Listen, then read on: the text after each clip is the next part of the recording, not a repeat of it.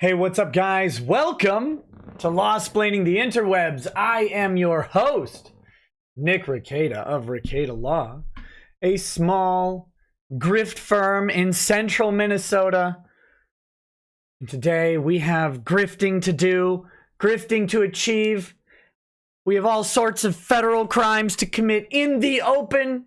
Your only guide to extorting, grifting, soliciting, stealing, taking, probably embezzling, and otherwise just grifting. Grifting everything. It's all a grift. Everything is going to be grifted and taken, all right in public, for everybody to see. That's what's going to happen today. I hope you'll join me. I have popcorn in my gum. Oh, goodness. Oh, my goodness. How's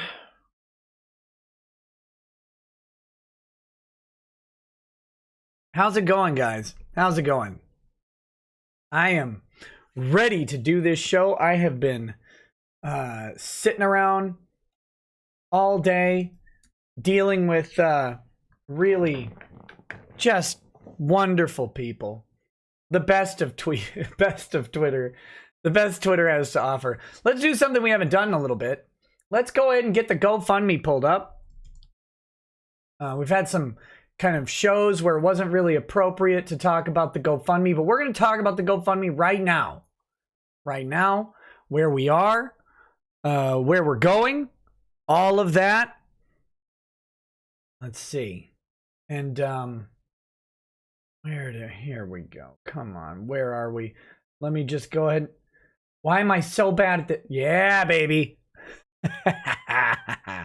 So here's the GoFundMe for Vic Kicks Back. We are at $238,705 of the $300,000 goal. It is chucking along. I know.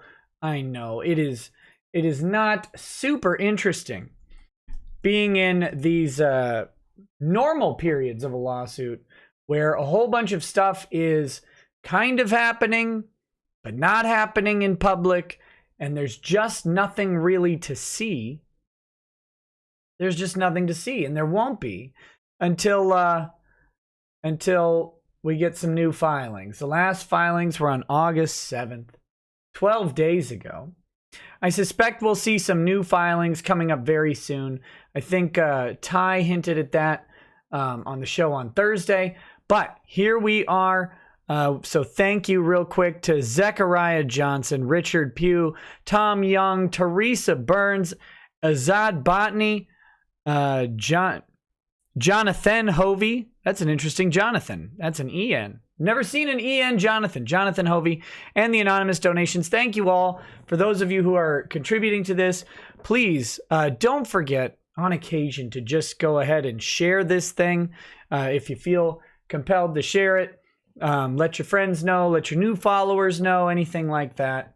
If you haven't shared it before, I'd really appreciate the shares. The shares really, it drives so much attention to the GoFundMe, and it's really, really impactful and helpful for it. So thank you for that. I still need to do an update on the GoFundMe and just explain that we're in a lull period in case people aren't watching the videos. And, for someone who is grifting so heavily, on the GoFundMe, I don't think I have a link to my YouTube channel. What do we got here? Do I have links anywhere? I think I might have mentioned the YouTube channel somewhere, kind of. Let me see. I'm checking right now because I'm curious. Nope, not there. Not there. Not there. Not there. Let's see. Nope. Not there either. Is it in the main part? Let's see. Yeah. You know, that's amazing. I didn't even realize this. I don't actually advertise my own channel or talk about where people can get constant information about Vic Mignogna on the GoFundMe. I don't do that. I told you I'm the worst salesman on the frickin' planet.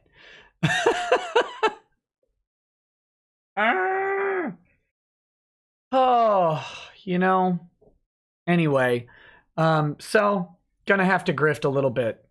So contribute, please, to the GoFundMe if you haven't, and it's within your means. If you have contributed and you are unable to, if you'd consider liking it. Yeah, there's a like button, isn't there? Yeah, we have 6,400 likes. If you want to like it, share about it, share a video or photo or whatever, you can do that. But most importantly, if you can just share it out so that other people know what's going on. I still get people who don't know about this situation. And I'm not talking like a grandmother somewhere.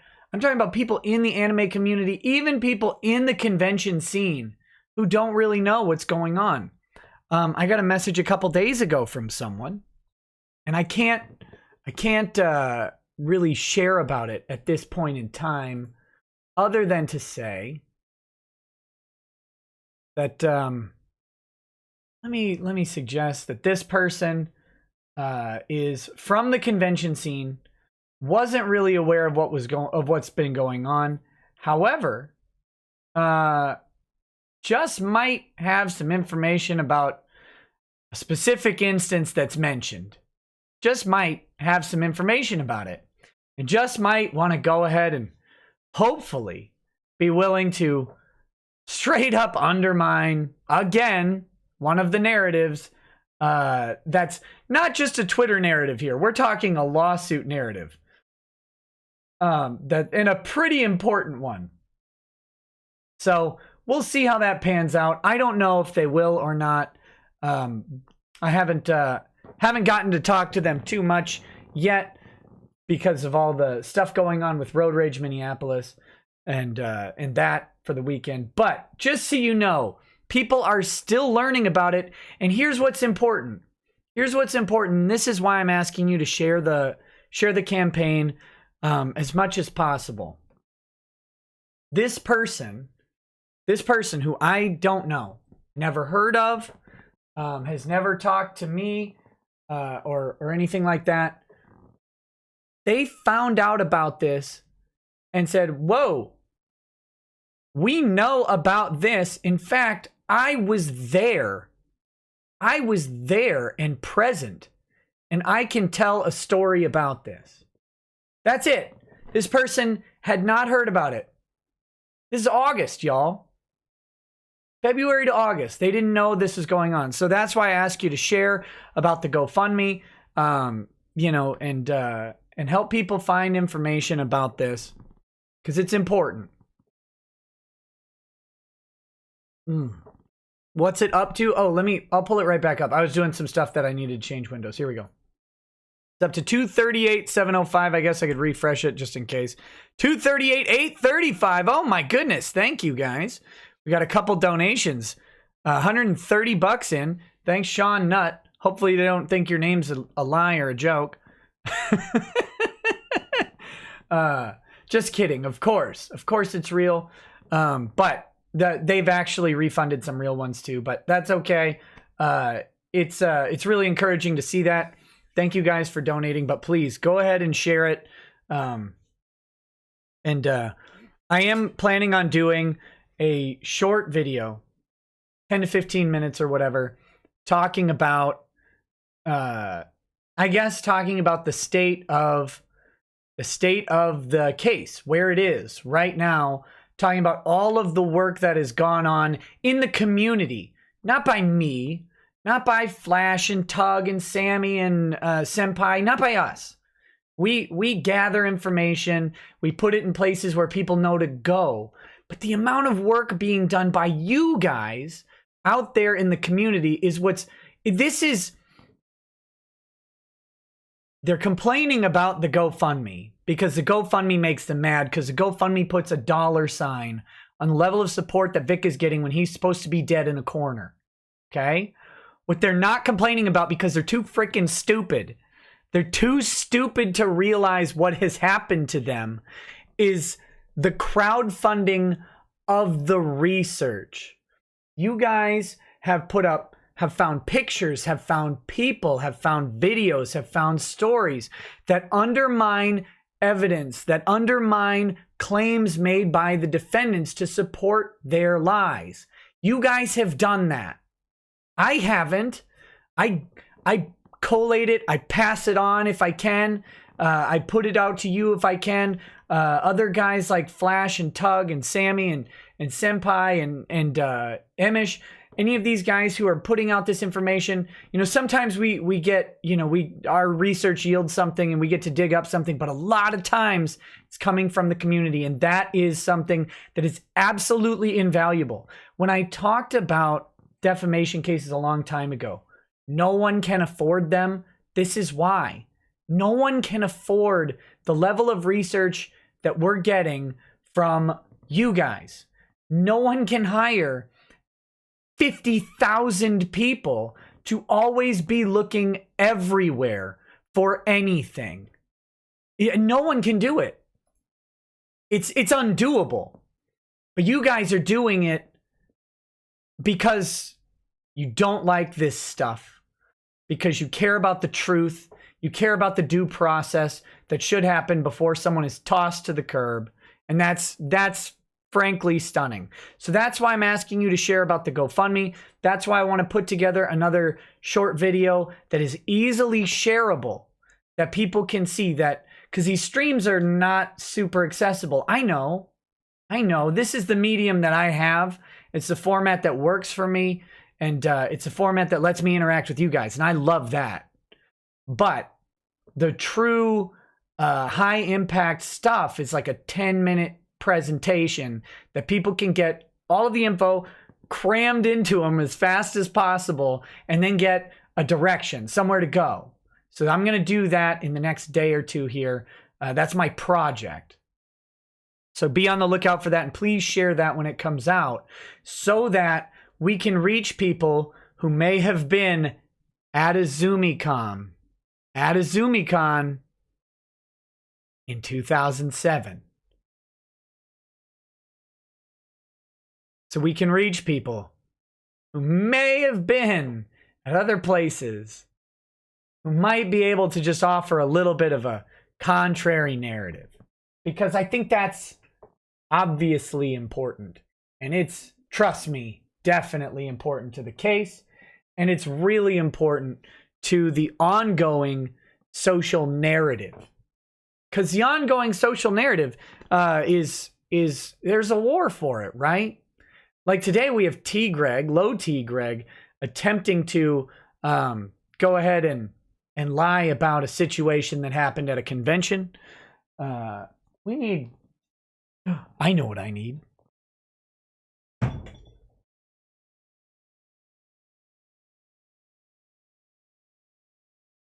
I'm gonna have some of this. I'm gonna have some of this apple pie Tennessee moonshine. We're gonna try this out. But yeah, we've got we need to get this message out for people who don't go to these things, who don't want to engage in the drama on Twitter because maybe they go to cons and they don't want the negative attention that brings, and so they don't tend to engage in this stuff, in the fighting. But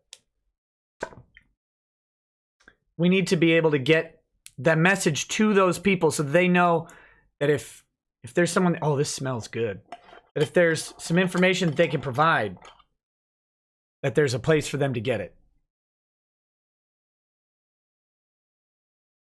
You know what this smells like? It smells like apple pie and moonshine.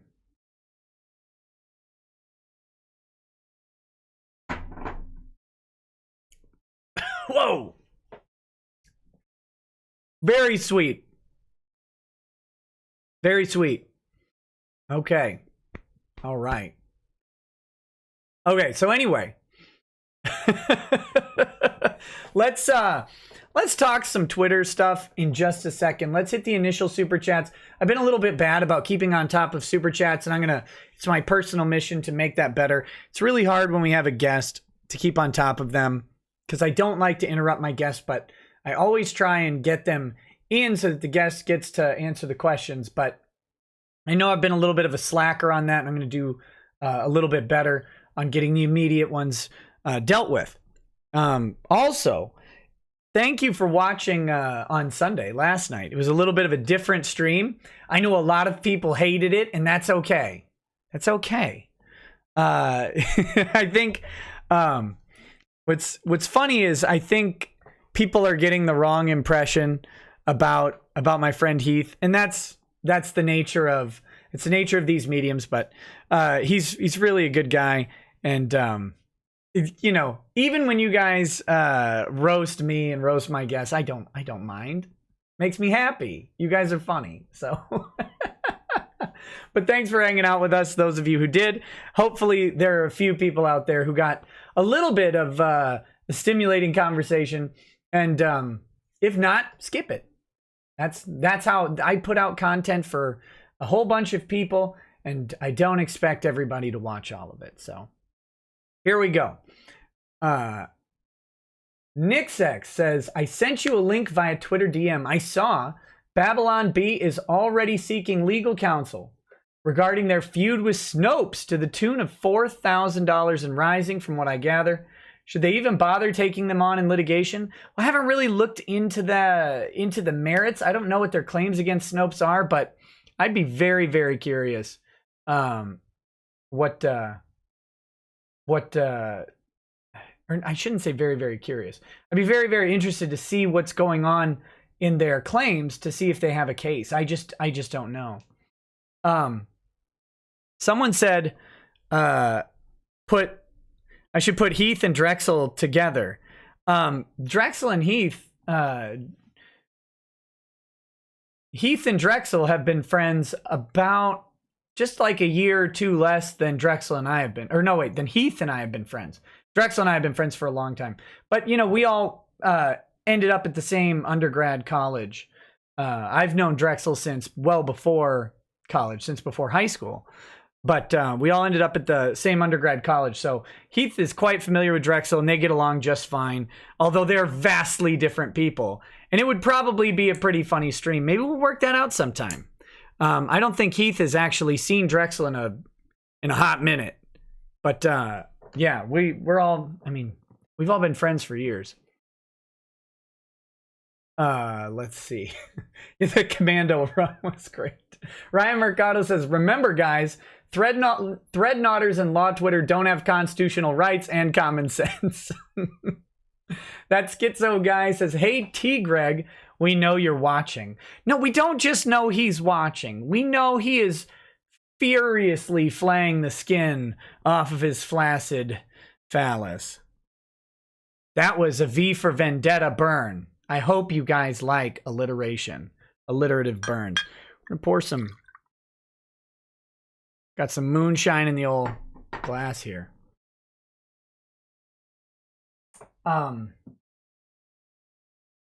Oh, and no promises. Speaking of Drexel, no promises.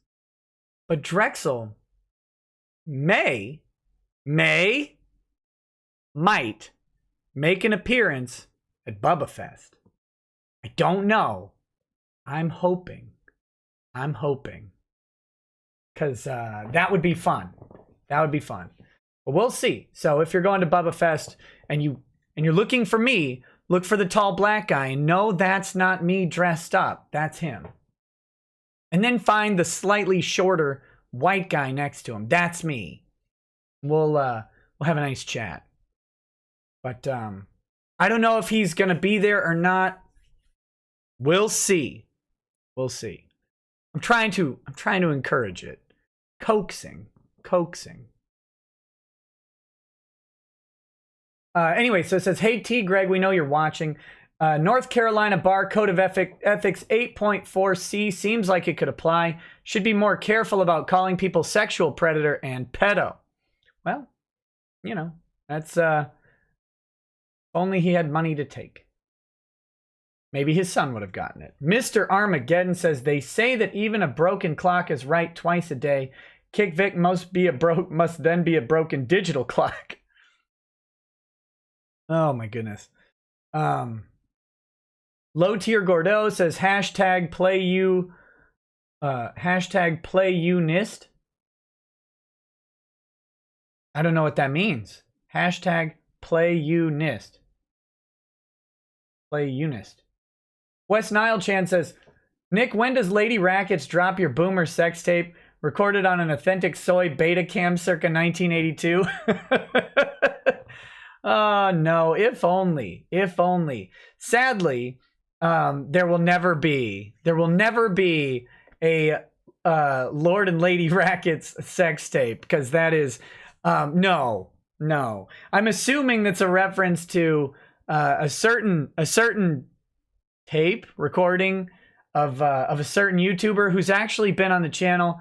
And I think is an all around funny and nice guy, but seems to have fallen on some dark times. I will disclose fully and candidly that I have seen the footage in question, and my takeaway from it was his ability to frame his face in the shot is impressive. He's very dedicated to the filming, and I'm hats off to you, sir. Hopefully the Jimmy hat wasn't off.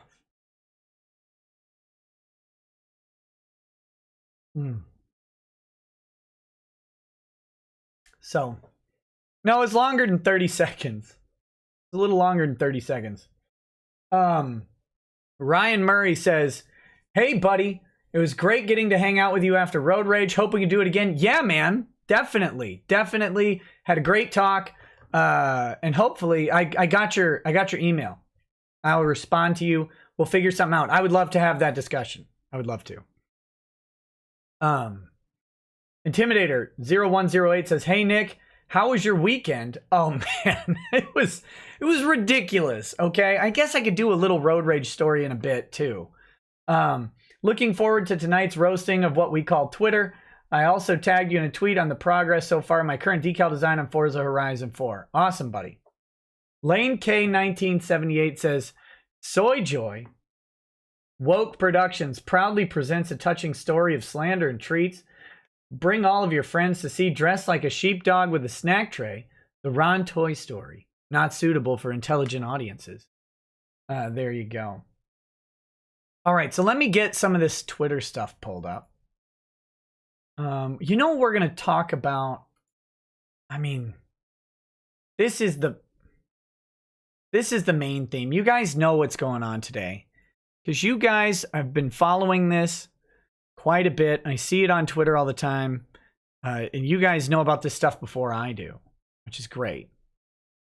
But let's talk about it a little bit.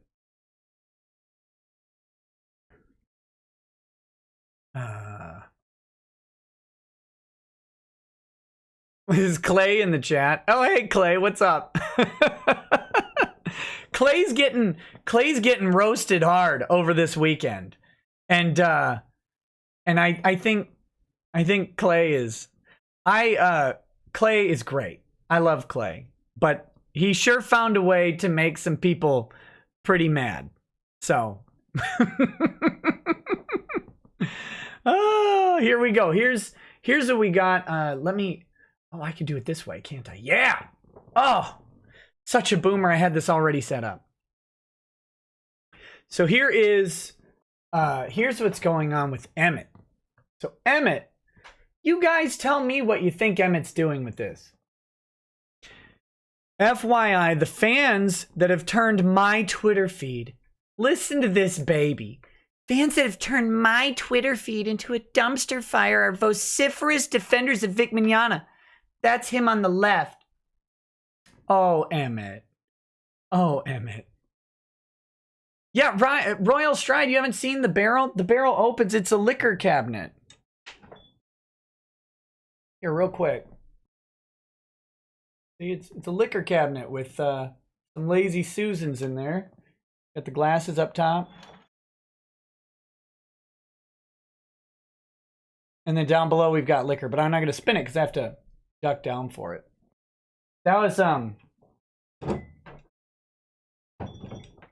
it's like a birthday / housewarming present from Lady Rackets to me.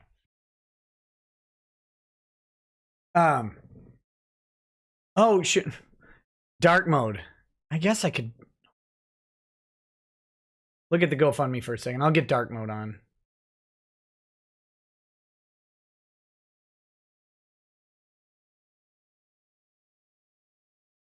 There we go. Back to it.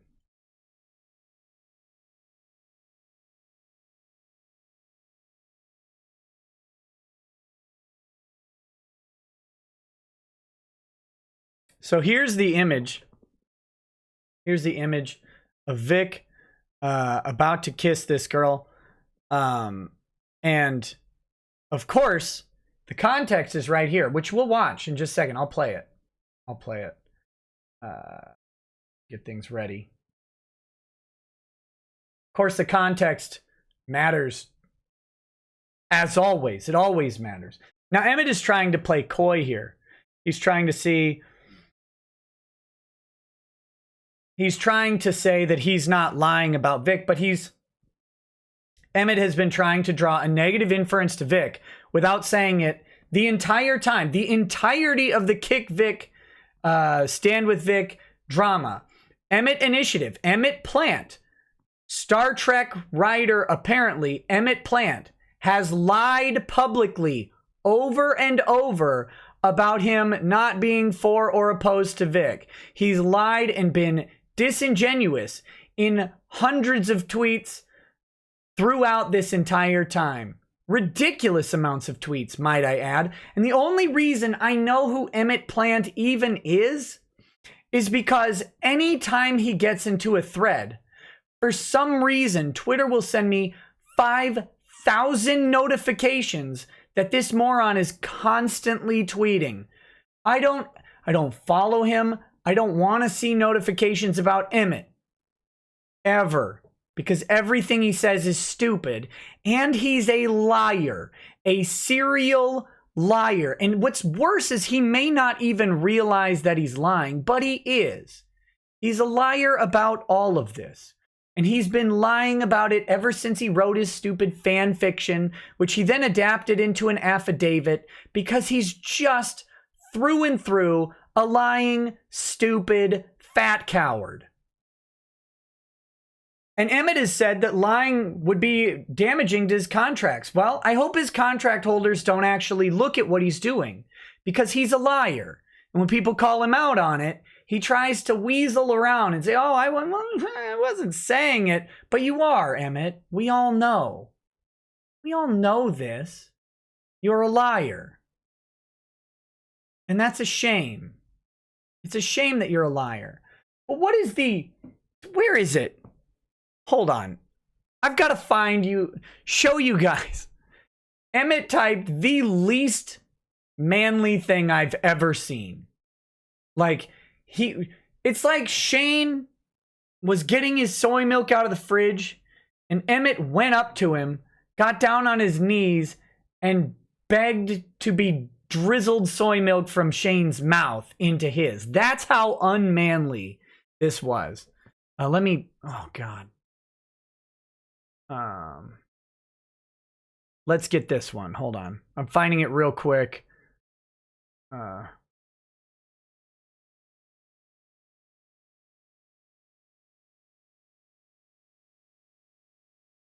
Where is it? Where is it?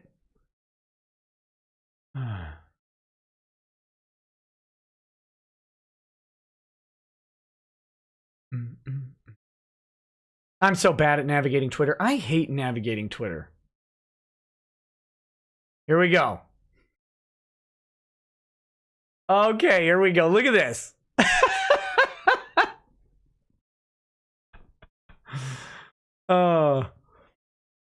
Mario Tool says, Emmett even threatened people in the thread, warning them not to F with him because he has a real batleth. I'm literally shaking with fear. Pro tip, do not F with a dude that literally owns a very heavy and very pointy batleth. Come on, Emmett. What are you going to do?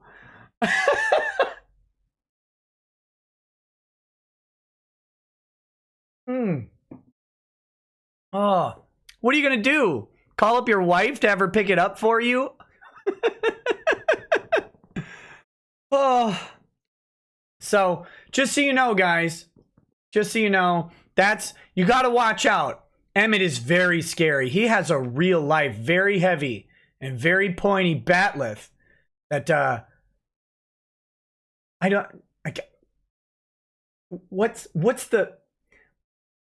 is he threatening people?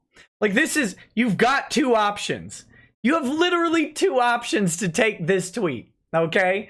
You have to say that he is threatening to murder people with a Klingon weapon. Or you have to interpret this as him saying that a guy with a Klingon weapon is inherently dangerous, I guess. And irrespective of the use of said weapon, just that he owns one would make him inherently dangerous. So I'm not sure what he's saying about like hardcore Trek fans. I'm not sure if he's threatening to literally stab or impale people with a pointy object. But what I am sure of is none of what Emmett can do is actually threatening. I am 100% sure that if you stood in a room with Emmett Initiative, Emmett Plant, that there would be zero threatening actions taking place because he's just a giant loser. Look at how these people talk. Like threatening physical violence or warning people of physical violence? What?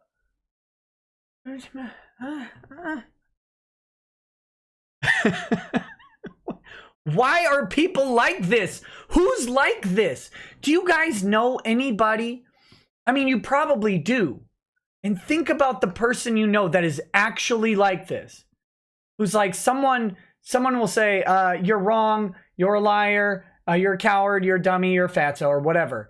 And their literal response is, I have a mock weapon and I will kill you with it. Think about that. That's beyond my comprehension. I don't know who acts like this.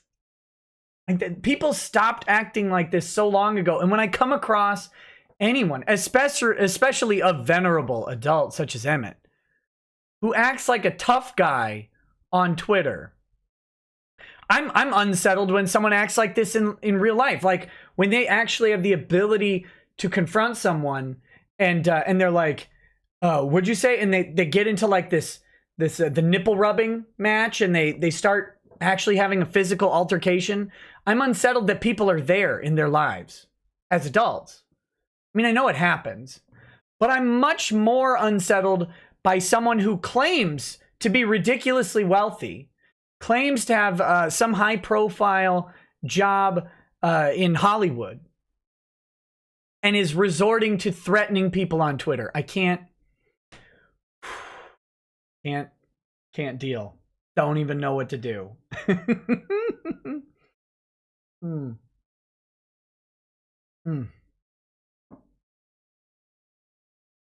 Wow. All right. I would love to see this guy in person. Wouldn't you? Wouldn't you love to stand next to someone like that and just be like, watch them not do anything?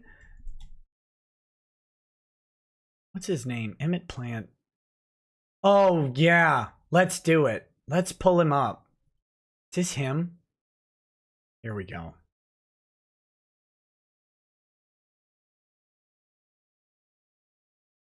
Here you go.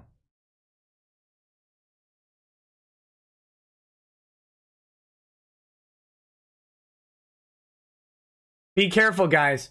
Watch out. I'm about to overwhelm you. I'm about to overwhelm you with threat and raw intimidation. So trigger warning. Look at that. Look at that. Emmett. Gonna rock you. You're in trouble. You gotta watch out for this guy. Very dangerous human being. And you can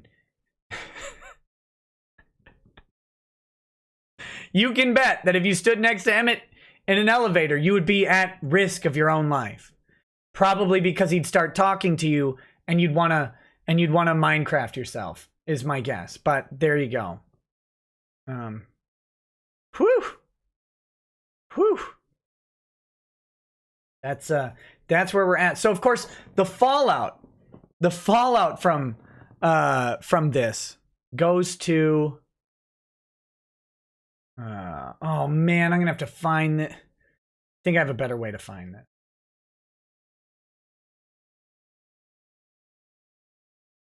Here we go.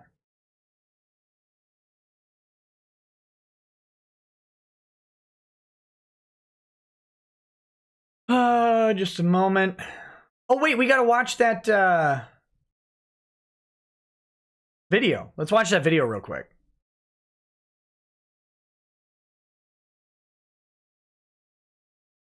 Here we go. Hold on. Here's the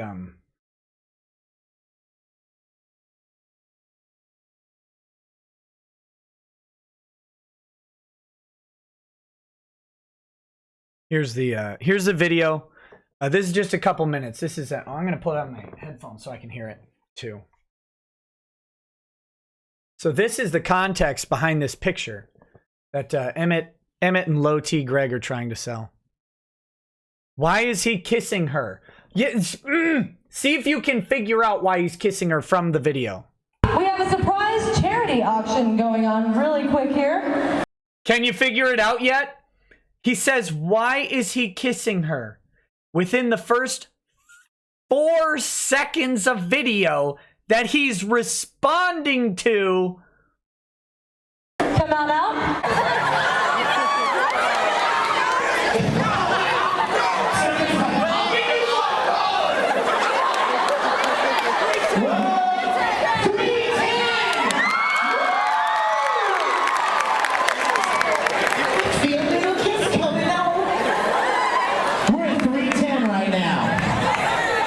Did you catch that? He's literally auctioning a kiss. He's auctioning a kiss. Now, remember, there's another idiot on here, T.L. Reeve, who's been spreading this around, who's apparently an author, although not writing a very good story here, who suggested that one person had bid $20. And then this other person was forced in there. But clearly, that's wrong because they're at 310 already. Let's see what's next. 310 to this sweet girl right here. 310. 310. Going once. 310. Going. Oh no. What? What? What did you say to me?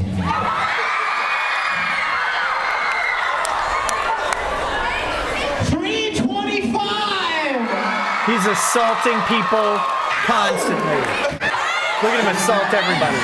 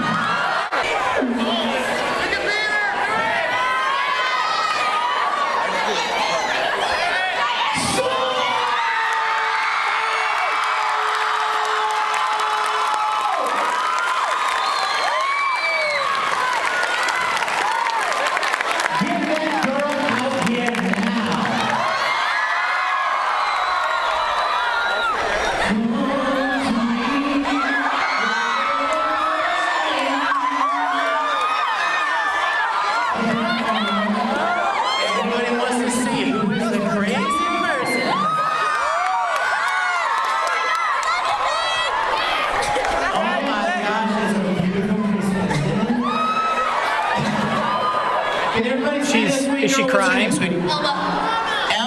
Elma and me just raised.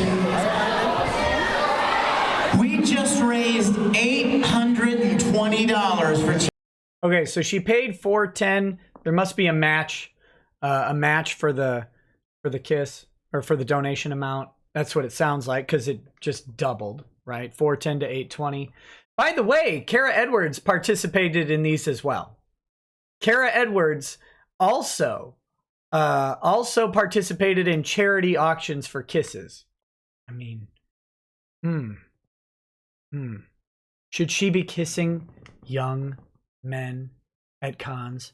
Should Kara Edwards be face raping young men at cons? Kara Edwards, the rapist, the sexual assaulter, Kara Edwards, when she sexually assaults people with charity auction kisses.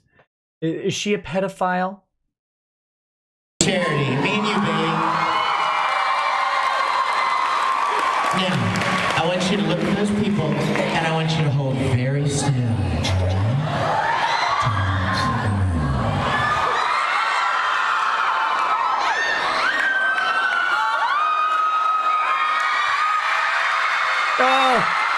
Oh, look at her. She's breaking down. She's breaking down from all of the trauma that she just endured. She can't even take it. She's weeping in terror on the ground. Oh my gosh.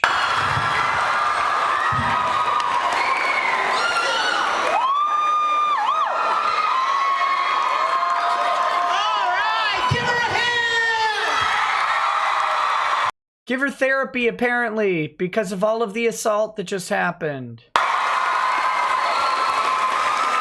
I'm going to sign that for you, and we took longer, but it's for a good cause. You guys, thank you so much for making this fun. We love you. Merry Christmas to you. There you go. There you go. And now you guys know that I have watched Linus Tech Tips before. So there's that. Thankfully, that wasn't anything embarrassing. Okay. Well, maybe that is embarrassing. I don't know. I guess I'm trying to be less of a boomer. Can't you tell? Can't you tell? So there you have it. That's the story. Now, let's find what Low T is saying about it.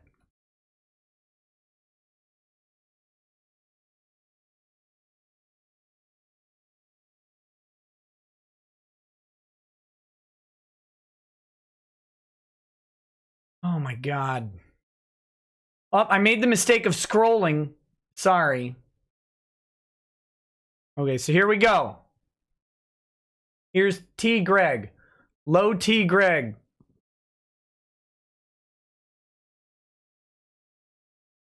Vic is not a pedophile. Like here at Onicon 2008 during halftime of the cosplay contest. A kiss from Vic was auctioned off. Some guys bid up the price to $20, and when no one would claim it, this poor 16-year-old girl accepted being a sacrifice, expected a peck, but got a face lick. He's actually not licking her face. His mouth is open. His tongue is not out of his mouth. And that is a peck on the cheek. That is not a tongue either. You lying, bald piece of shit. T. Greg Doucette, lying in public. Lawyer, T. Greg Doucette, openly lying. Even from the pictures, it's a lie. But interestingly, the story is full of abject factual inaccuracies. Plain out. And they're easily knowable. But is anybody going to sue T. Greg? No, of course not. What do you want? What do you want? To add to his bankruptcy debt? What do you want? The guy can't pay for anything. There's no point in suing him. But it is interesting that he's flat out lying about Vic in this thing right now. Verifiably so. You can watch the video. Where does it say she's 16? I don't know.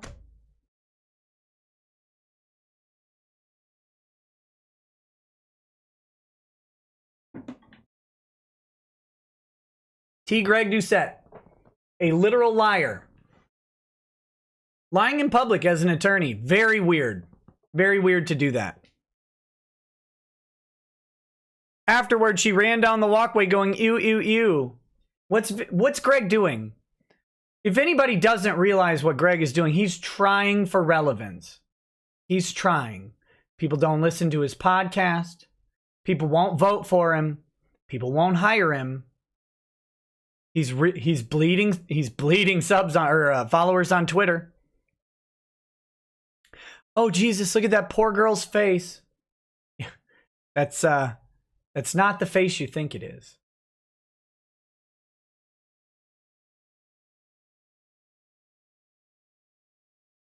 But see, and quickly, you lose the script. Greg's done talking about it, I guess.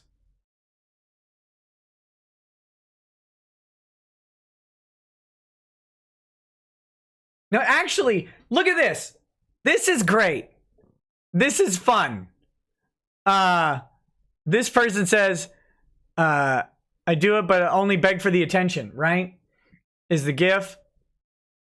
And then this would be more compelling burn if I didn't already have 29.7K followers before any of you weebs appeared. Oh, Greg.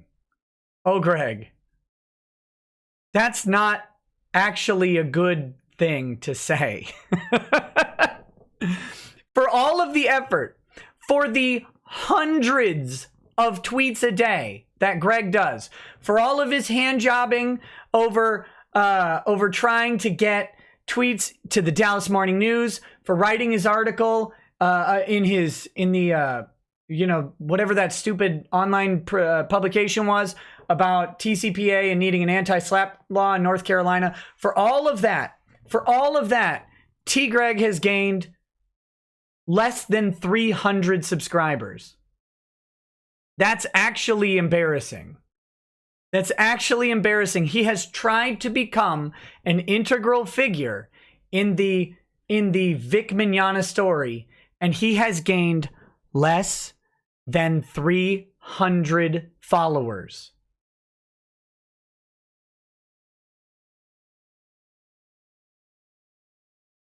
Want to know how many I've gained since talking about Vic? I don't actually know, but it's thousands. Thousands. He's not... T. Greg used Tweet Flurry. It was not very effective. Let's take a look at something else here.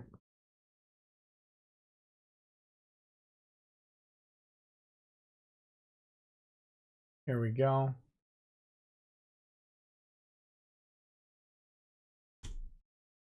Come on.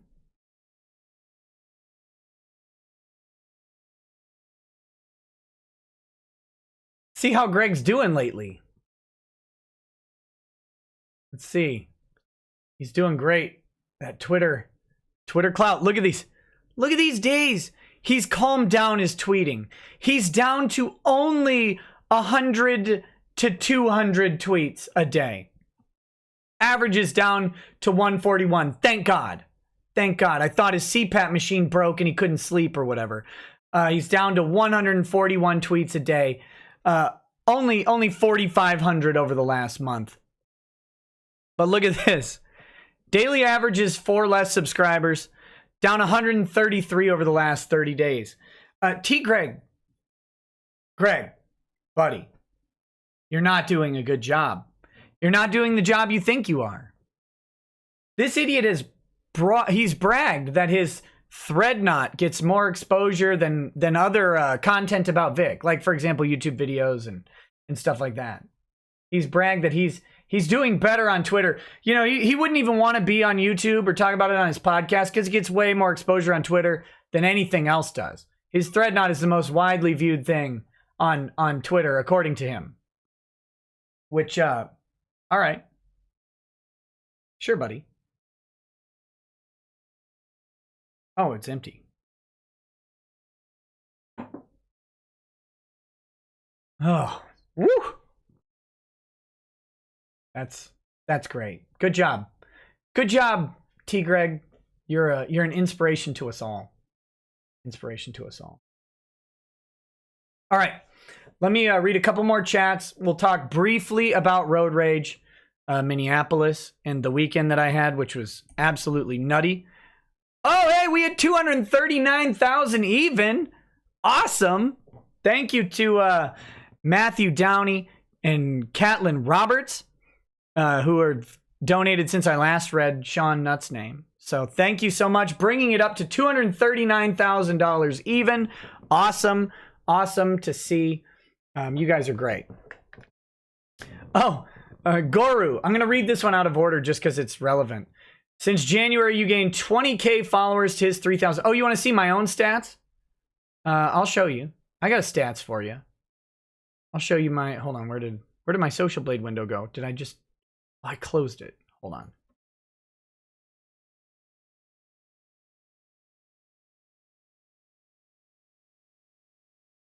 Here we go.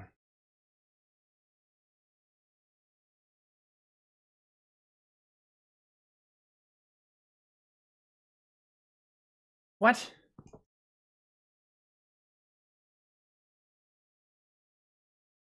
Oh, I'm on.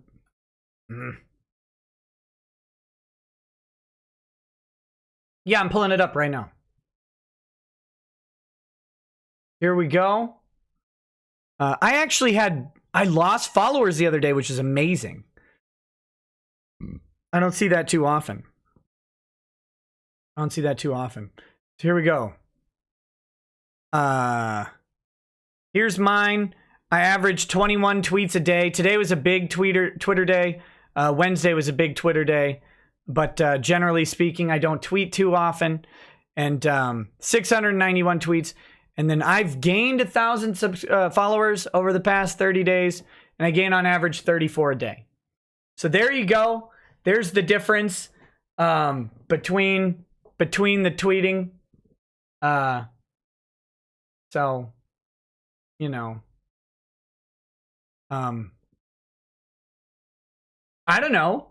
I don't know how to drive growth on Twitter. That's not my specialty. I just tweet sometimes during the day. So there you go.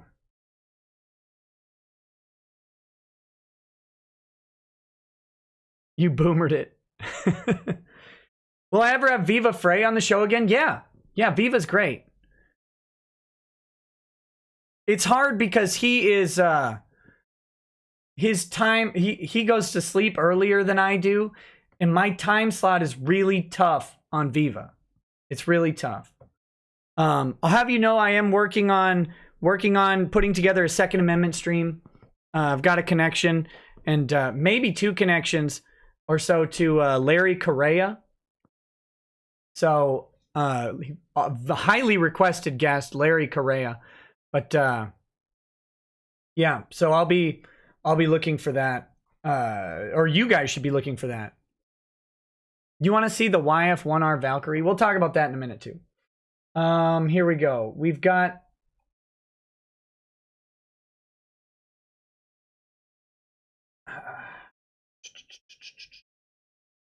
Barack Ogaya says, "Careful, Nick. I used to use that exact moonshine to help go to bed. A few shots of that and you have the best dreamless sleep you can imagine. I recently watched your Greer book reading streams. Any plan to continue that?" Yeah. Yes. I haven't talked to Sriracha in a while, and I think she's about to go incognito for a bit, but I'll have to check with her on that. I love doing that, but we read through the whole book in the 9 Greer readings. So we'd have to find other Greer stuff to read. I don't know that he's got too much else. Or just read other funny stuff. Tucker says, Ron Soye is a sad, sad little man who brings the snack tray when Monica is, quote, with her boyfriend. Hello, transcriber Coon. Tell Ron to sue me if he's mad. Oh, and Nick, YouTube doesn't let me super chat the word cook. No, it doesn't. That's how you know. Let me give you some full disclosure, okay? I was opposed to cuck before I was for cuck. When it first came out, I'm sorry. Sorry. It's hard. It's hard to talk about. I was not a big fan of the word cuck, mostly because Mike Cernovich, it's Mike Cernovich's fault. He went on the Dick Show and he used the word cuck so much. And he said it was such a weird sort of lispy thing that he kind of does that I didn't want to hear it ever again. But then I saw, I've been wrong before in my life. Never was I more wrong than my opposition to the word cuck. I hope you can forgive me. I have the gimp beat himself with the snack tray every night. I hope you can forgive me. That's my punishment. But I'm fully for the word cuck the moment I saw just how mad it made people. Just how pissed off cuck made people. And then I went, wait. This is unrealistically devastating. And I can't figure out why. Why would you be so mad about being called a cuck? Unless you're a little bit worried about it. Whew. So, there you go. Never let me forget my errors. Never. But I was opposed to it, but as soon as I saw how mad it made them, I use it all the time. I can't stop myself. At the grocery store. Cuck. Cuck. All right. Let's see, where were we? Demonic Beast Megatron 94 says shameless plug incoming. Ooh. It's a couple of my friends recently started a podcast called Academic Ale House. They cover politics and history all while downing alcohol. It's still new and needs more viewers to help get it off the ground. Oh my goodness, that sounds perfect. Are they cool? Are they smart? Are they funny? Check it out, Academic Ale House.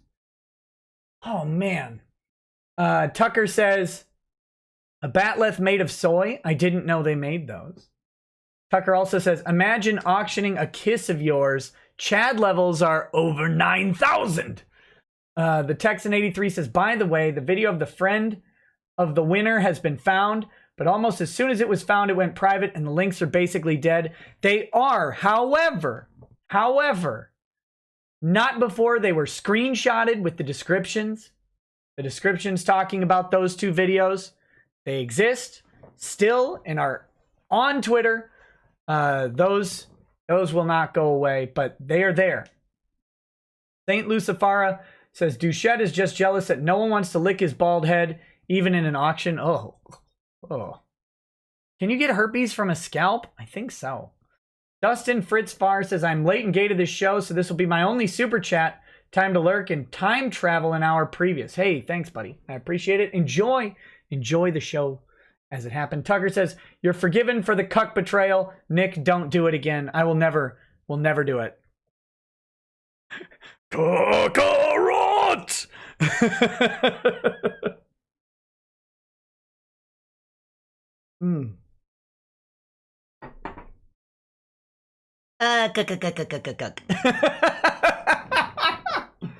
Oh, the Popeye cuck laugh.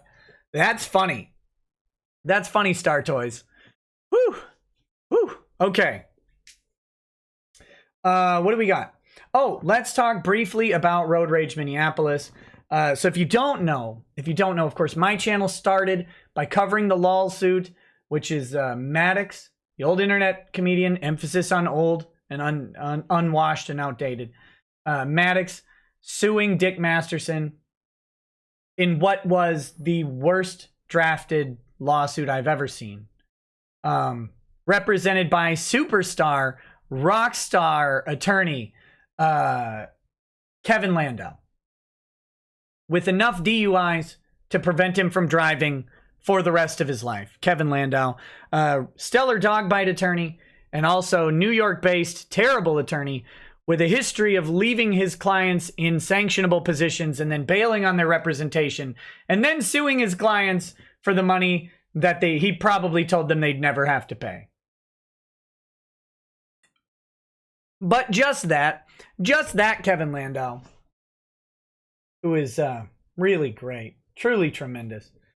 I got to follow up on some of his lawsuits, guys. You guys it'd blow your mind. Blow your mind to see some of the stuff that he's involved in for being such a shyster. Anyway. Oh, Ken, man, this, it tastes like, it tastes like apple pie soaking in, you know, I don't want to say whiskey, but gasoline. But the sweetness of the pie cuts the acidic or the harshness of the whiskey. It's good. So anyway, Maddox sued Dick Masterson. That's how my channel started. I covered that lawsuit first. Never intended to do like an ongoing YouTube channel, but people liked it. So I did it. But Dick Masterson is a host of a podcast called The Dick Show. I highly, highly recommend it. Very funny, great guy, and truly fantastic guy. He's been on this show before a couple times, and he always gets a great reception, so thank you for that. Dick came to Minneapolis to do one of his live shows, and I was able to accompany him on stage to participate in the show. I got to do a brief spot at his live show in Atlanta and a very brief spot back in 2017 at his first, one of his, I think like his second or third live show in Chicago. And those were very different. This time I was very much a part of the show and got to spend a considerable amount of time. So that was tons of fun. But road rages are about the before and after of the show as well. Friday, we had a great time meeting a bunch of dickheads at O'Donovan's in Minneapolis, and then migrated to a club for dancing. We'll say, migrated to a club for dancing. Got shook down pretty heavily by the doorman, and then got shook down by the manager, and then got shook down by the backup doorman who tried to raise the price of entry after they had already let us in. So that was fun. But they did relent eventually after selling $200 bottles of Smirnoff vodka to us. It was great. After that, went back to the Airbnb where Lady Rackets and I stayed with several other people. Had a great time just chatting and hanging out with some good people. And then on Saturday we went out again to not again, I shouldn't say. On Saturday we went out to the show, and then after the show we went to which was at the Varsity Theater in Minneapolis, and then after that we went to a bar that was close by, Blarney's, I think, and again just got to see so many people, meet a bunch of people, shake everybody's hand, chat with people, have drinks, and just really have a cool time. Involved in that was one of your moderators, Mr. Clay Early. And Clay had maybe too much fun, and made some people very, very angry.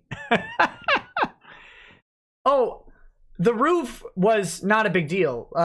The roof was just, like you stepped up on a chair and then up. The balcony we were on was on one part of the roof, and then there was another part of the roof that was slightly raised up. It's not difficult.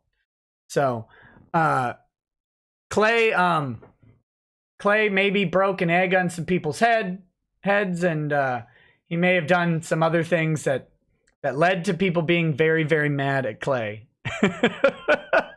It was a little bit exciting for him and for others, but that's how it goes. I got to watch a couple people. Almost die from alcohol poisoning. Cheers to you. I'm glad you all made it. That was great. So yeah, road rage. if you ever get a chance to go to a road rage, if it comes to a city near you, go hang out, have fun with a bunch of people. It's really like, it's weird because it's one of the all around nicest groups of people, even though they will tell you to go F yourself and or tell you to Minecraft yourself all day long, but they mean it only in love, only because they really think you're human trash. But no, go to one, have fun, have some drinks, hang out with people, and yeah, meet some people, make some good connections. I can't recommend them enough. Tons of fun all around.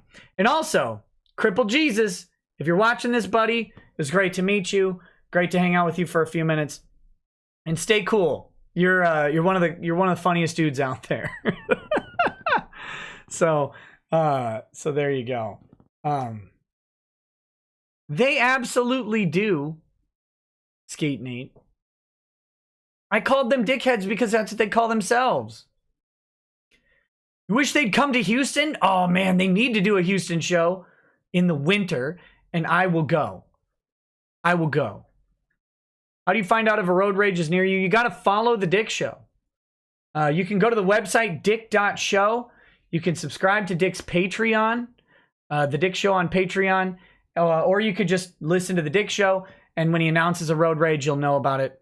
But or you can pop into the Dick Show Facebook groups.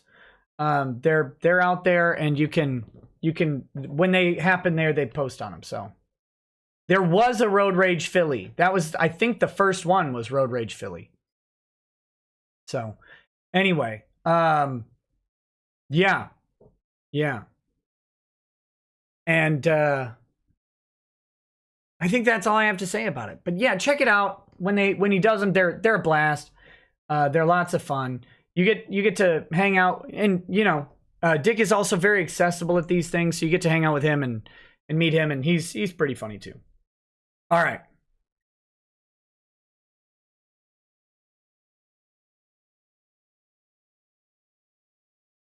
Yeah, don't go to dickshow.com. Do not go to dickshow.com. Go to dick.show or thedickshow.com. One of those two things. Dickshow.com is something very, very different. You can learn all about docking, I'm sure. The Big Fee says, for the thirsty boys in the chat wanting a sex tape, Lady Rackets reminds me of my favorite porn star, Lily Love. You're welcome. Shoot. Uh-oh. I'm not aware of this.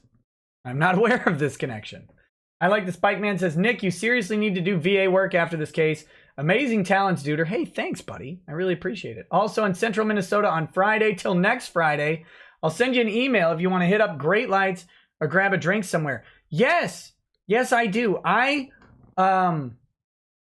be gone for Bubba Fest, but send me an email. We'll meet up. I would love to. So yeah, and there's a new Dick Show episode every Tuesday if you're curious about it. And I think they talk about road rage on that episode, if I'm not right. Okay. Let's get to some Ace Attorney. Should we get to Ace Attorney? I think we could get to Ace Attorney. Make sure we got we got another $20 donation from Paul Montefort. Thank you all to those of you who are donating again. And please remember to go ahead and share this bad boy around. Yeah, let's hit that 300,000 goal. If for no other reason than it makes them unreasonably mad. Unreasonably mad.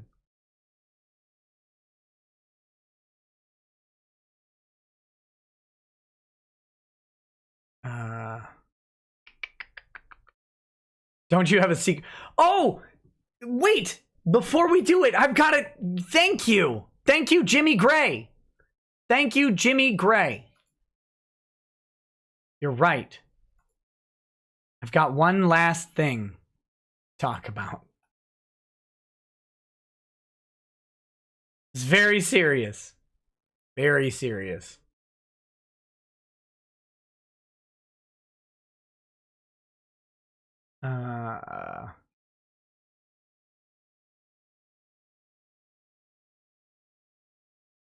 Where are we going?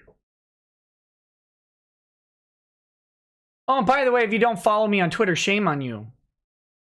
Oh, Dominique Sky got banned from Twitter. That was great.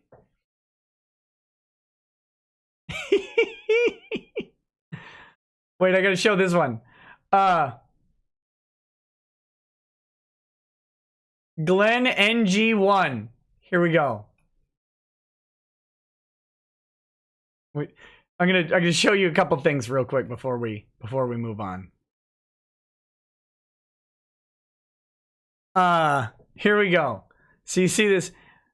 So I'm making fun of so Greg Doucette is lying again. Good Christ, what an embarrassing pile of shit. Very true. He's desperately trying to get people to listen to him. He talks about it all the time. He talks about engagement, he talks about exposure. Hopefully he doesn't talk about exposing himself, because that would be attempted murder. But he talks about this. So then this guy, Glenn NG, this is one of the dumbest people I've ever encountered on Twitter. But here's what he says. Keep grifting as hard as you can, and maybe someday you'll have as many followers as he does. So I say, you don't understand numbers. Ha ha ha. Sure I do, even numbers like these. Oh, wait, no. Where's, apparently, by the way, I have 5,465 fake followers. I don't know what website he used for this, because I tried it and I didn't have anywhere near that number according to the audit that I did.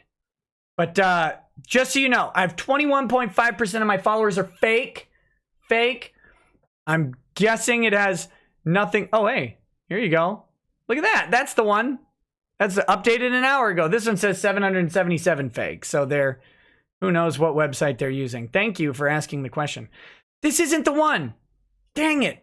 Somebody said, I'll find it in just a second. Where was it?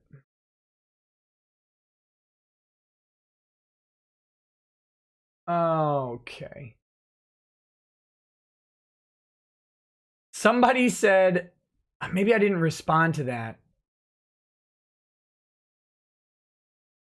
Somebody said that he has more Twitter followers than I do, than I have Twitter followers plus subscribers. So there you go. That person was top shelf. Top shelf. Whew. That was the real pudding on the cake or whatever. Just so we're aware, I'm going to check my real live subscriber count. Apparently, Greg's 29,900 and change Twitter followers is more than my 25,900 Twitter followers plus my 73,990 YouTube subscribers. I guess. That's what, that was a very interesting,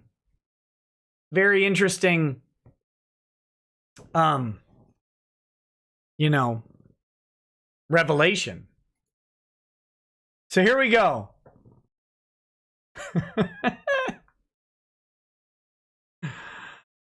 If anyone wants to share info about Nick Rekieta's private Discord server he uses to coordinate doxing third parties he dislikes, I think we can put it to good use. No, you can't. No, you can't. You can't put anything to good use, T. Greg. Can't put your law degree to good use. Can't put your Twitter to good use. Can't put your podcast to good use. Can't put your child support to good use. Can't put anything to good use. Can't put your girlfriend to good use to get married. Can't do anything. You're a literal failure over and over and over again. Your life is just a constant reminder of your own inadequacy. But if you really want to share info, just take all of the info. It's amazing. You can actually get into my private Discord server really simply and find all the doxing. We've been doxing people all day. Nothing but doxing. We doxed the president. We doxed Grand Admiral C because I called him a ginger. We doxed everybody. Everybody's doxed constantly. in my very private Discord server that is accessible by subscribing on Patreon or New Project 2 at the $5 level or higher. You can find all of the doxing. All of the doxing. Just the amount of doxing that we did today was so exhausting. Pretty much nobody left is private.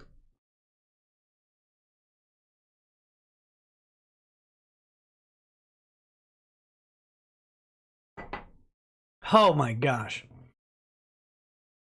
All you gotta do, just drop $5. Why haven't you? I think John Michael Kelly actually did. I think he actually did it. John Kelly is smarter than you, T. Greg.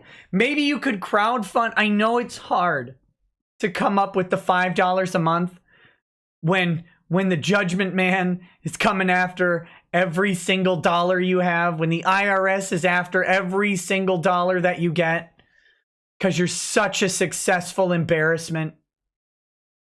I know it's tough, but you could probably crowdfund the $5 a month that it would take to get into my Discord server. And trust me, you would definitely not get roasted alive in my Discord server. A-Wig, of course we doxed you. Of course we doxed you. No, Clyde, it's pudding on this cake, buddy. Russell Coaster says, Nick, you should come to ASEN next year. It's in May and in Rosemount, Illinois, and do a panel. Vic has been here several times, and it's one of the biggest cons in the U.S. Also, would love to get a drink with you and buy you a bottle. I'd love to go. You know, kind of up to them, I suppose. So, why didn't I tell you I was doxing people? Because it was a secret. Not secrets out. John Michael Kelly blew the doors off that story. Go read his tweets. You can see all the doxing that I've done. He found it all. And he posted it. Posted it all over the place. Doxed left and right. Oh man. If you could only see. If you could only see. And again, just $5 a month will get you into the doxing. The doxing. It's dox all day long. There you go. Whew. I can't believe it. But anyway, we'll see. We'll see. I'm curious to see what they come up with. I hope they come up with something good. I hope they come up with something good. All sorts of doxing. So, that's that. That's the other news of the day. Oh yeah. So my response, of course, is will be super interesting to learn about this next fan fiction.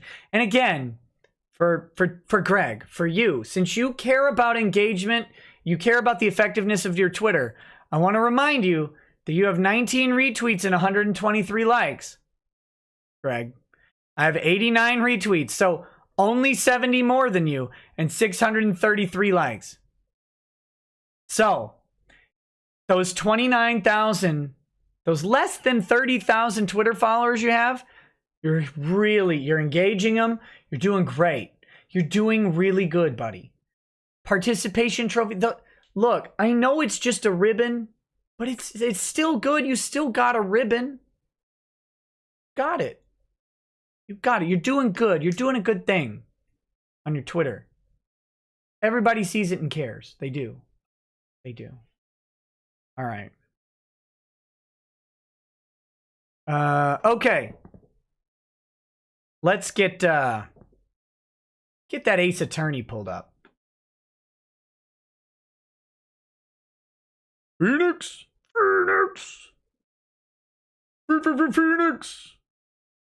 Chief Thunder, baby. Phoenix.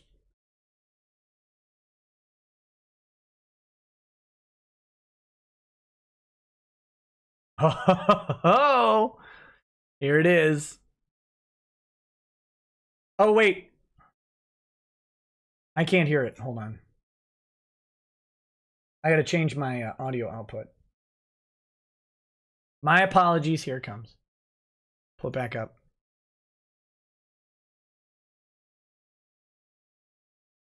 Oh, and for anyone who's curious, I'll tell you now. I will be playing on Twitch tonight as well. I will be playing more Risk of Rain 2. I was actually going to start Path of Exile today, but I heard they're right about to start a new season, or right about to end the season. So with the next but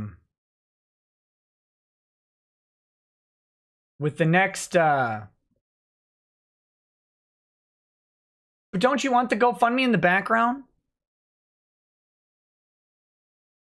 You want me to play Inquisitor? The problem with playing Inquisitor is that it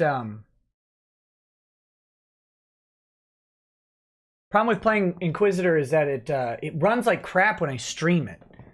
It runs great when I don't stream it, but it runs like garbage when I stream it. I think I just but I'm gonna do Path of Exile starting with the new season. I played like 30 minutes of Path of Exile before, so I'm terrible at it. I know nothing about it. It'll be great. I'll need all the help I can get. So follow me on Twitch for that. Turnabout goodbye. Risk of Rain 2 is coming to the Switch? Oh no.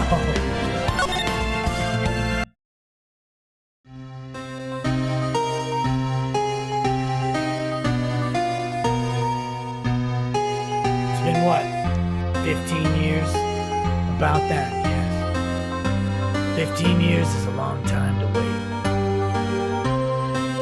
You can't imagine how much I've suffered. You suffered?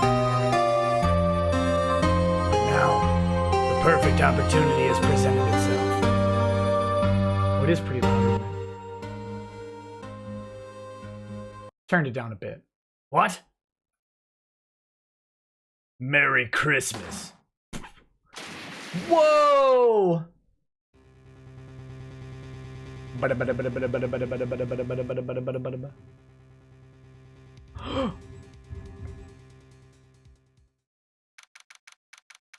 December 25th, 10:08 a.m. Wright & Co. Law Offices.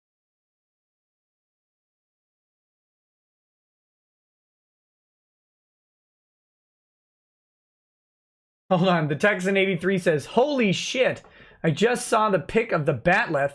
It has no bevel, no sharp edge, and it looks like a painted balsa wood. You can't be serious with that thing. Wait, no, he is that stupid. What a fuke. Wow. Wow. Merry Christmas, you filthy animal. And a Happy New Year. Hey, Nick. What? Hold on just a second. Oh my goodness. Trying to get everything situated here. Hey, Nick. Stop doing old bag voice. I can't. Do you know if there are any good waterfalls around here? Hold up. I gotta just go ahead and not laugh at that.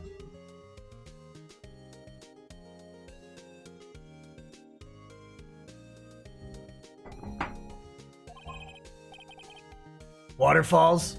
Dare I ask why? Duh, Nick. Isn't it obvious? I need a waterfall to stand under, preferably a freezing one.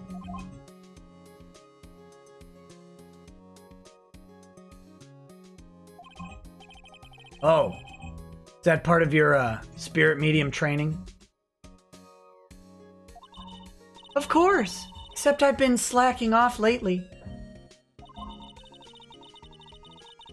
I need to brave the elements and be forged anew under the rushing spring waters. Okay. I don't know about any falls per se, but Gourd Lake is pretty close. Oh, darn. Sorry, them's the breaks.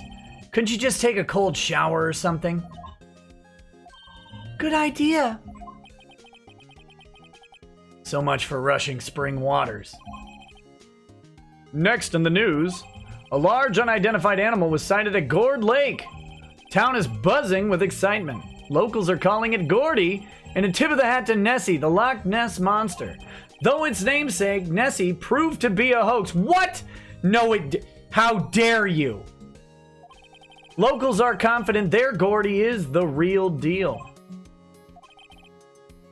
Boring. Can't they show real news for a change? Nick?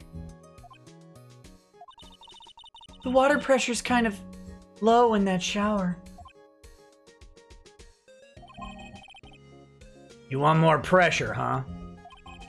Why don't you go down to the fire department and have them spray you with the hose? Good idea, Nick. Apparently, Fey blood is no aid in detecting sarcasm. We interrupt this program to bring you a special news bulletin. Strange occurrences continue at Gourd Lake, but this time it's murder. just blindside you with strange, crazy wild animal called Gordy. Oh, this time it's murder. Gourd Lake again? The body of a man was found in a lake early this morning.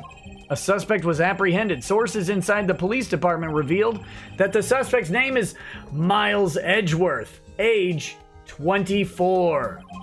Edgeworth was an up-and-coming prosecutor known for his skill and connections. He was guaranteed a long and rewarding career. Has he thrown it all away? Edgeworth? Nani? What's going on? Edgeworth would never do something like... Nick? Edgeworth would never do something like Nick. True. Yipes! Maya? The fireman yelled at me when I called him. We've got bigger things to worry about than that. They arrested Edgeworth. What? You mean the prosecutor? Yeah, he's a suspect in a murder. What? When? Where? Whom? Why? How? I don't know. Let's go find out, Nick.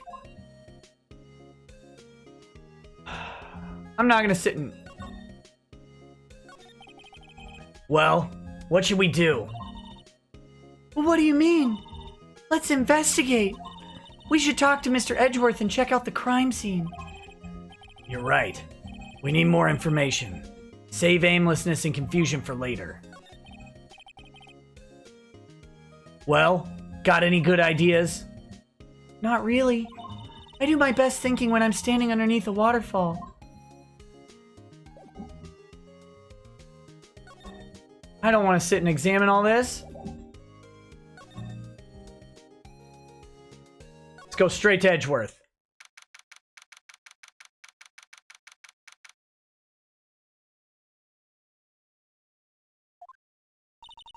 You know, Nick, we've all been in here one time or another, haven't we? No, I guess it comes with the territory.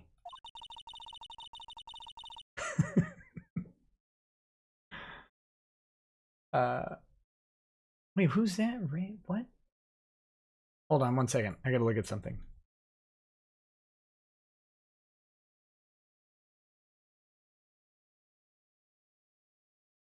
Okay.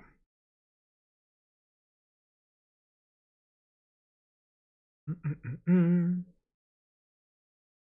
not sure it's something we should mention to too many people.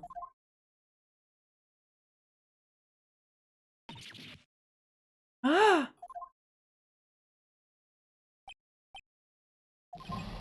Hey, Edgeworth, come back! What are you doing here? Nick, I don't think he's in a very good mood.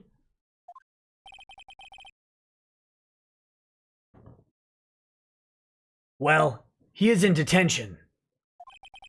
Were you in a good mood when you were here? So, you've come to laugh at the fallen attorney. Then laugh. Laugh!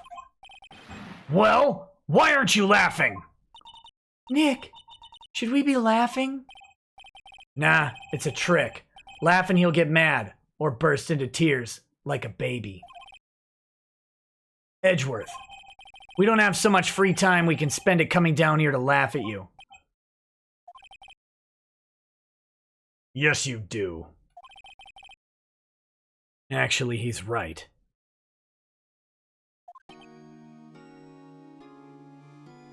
Oh my gosh. I hoped you wouldn't come. I didn't want you to see me. Not like this. I didn't want to see you like this either, believe me. Edgeworth, tell me what happened. Why should I? What are you going to do about it? Duh, we're going to help you, that's what. Help me? You? Don't be ridiculous.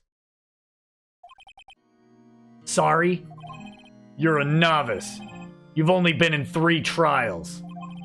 Hey! Sure, you got lucky and won all 3. But your luck's bound to run out someday.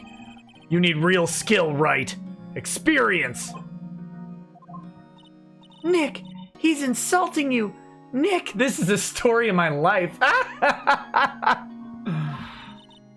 Why am I always the one who has to get angry? The murder took place at Gore Lake, correct? Yes, late last night. The lake is a long way from your offices in the courthouse. Just a second.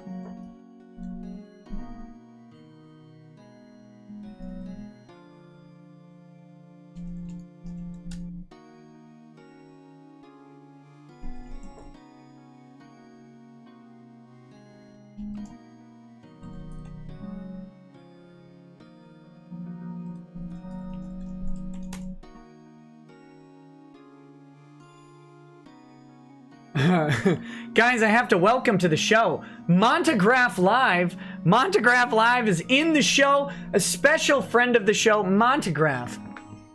Just so you guys know, Montagraph Live has been a huge fan for a long time. He is wildly fanatical about the show. He's fond of all the truth that I tell. In fact, Monograph, I believe, has been quoted in saying that everything I say is truthful, and I've never spoken any words that are not truthful in my entire life. Monty is a huge supporter. And with that, just know that Monty was out there raping melons left and right. Absolutely disgusting. And you can go check out the videos on that. For all of your Montagraph needs, check out Mr. Anti-Bully on Twitter, or you can check out Mr. Mediker's videos on Montagraph Live if you need any further information. And as an avid supporter of this channel, Montagraph Live fully endorses those videos and has personally told me that everything about them is true and correct. That definitely happened. Just remember that.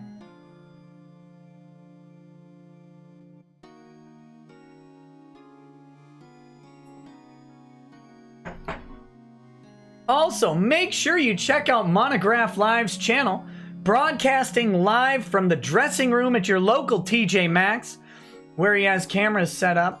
Beware. Beware. Why were you down there? I see no need to tell you. Mr. Edgeworth? You didn't really... Gordy. Huh? I went to see Gordy. Gordy? What's that? I'll tell you later. Why won't Edgeworth talk to us?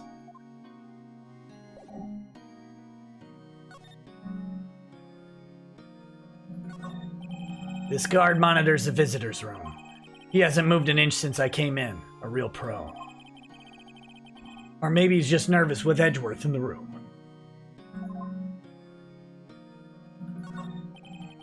Smile for the camera.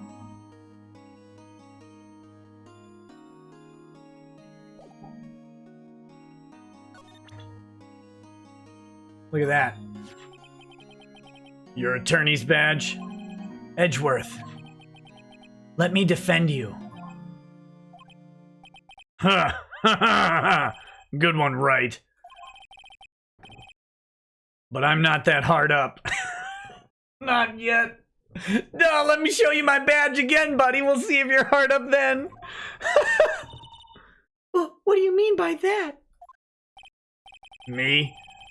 Trust a wet behind-the-ears lawyer with only 3 trials under his belt? Huh, never. What?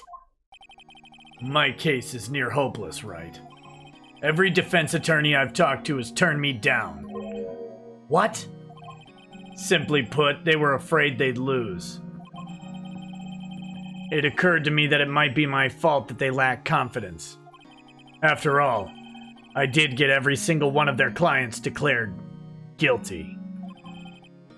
I don't believe it. Regardless, I don't want you involved in this. You in particular, I cannot ask to do this.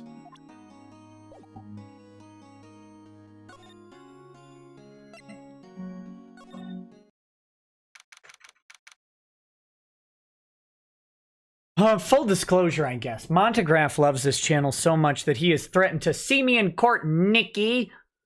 But he's also promised to make me famous, which he hasn't done yet. Very disappointed in Monty for not making me famous.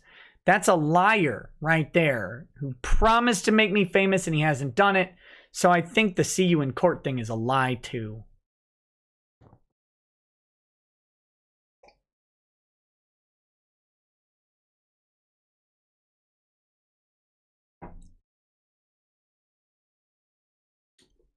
Matthew Lemons, are you upset?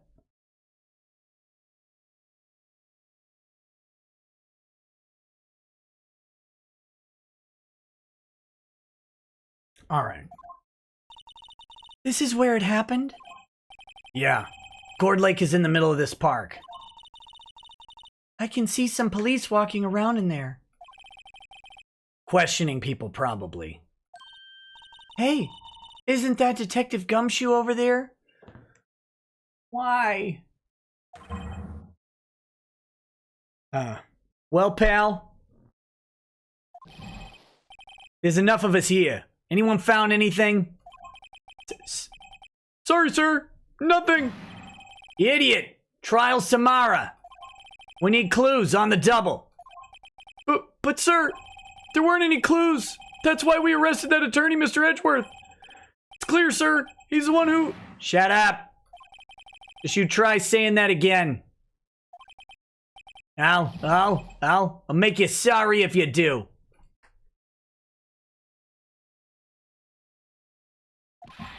So just get out of my face, pal.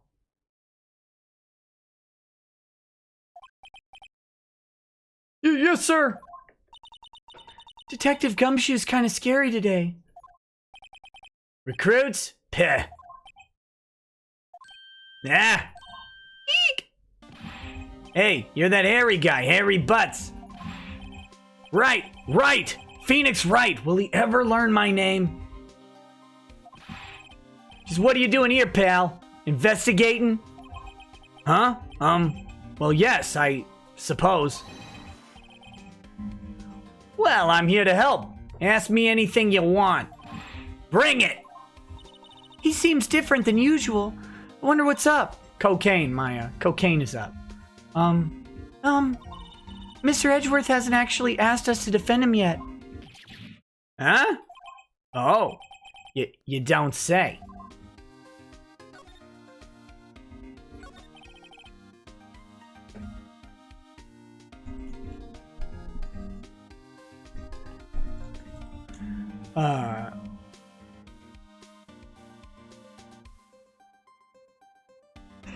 Detective Gumshoe, you know what happened here?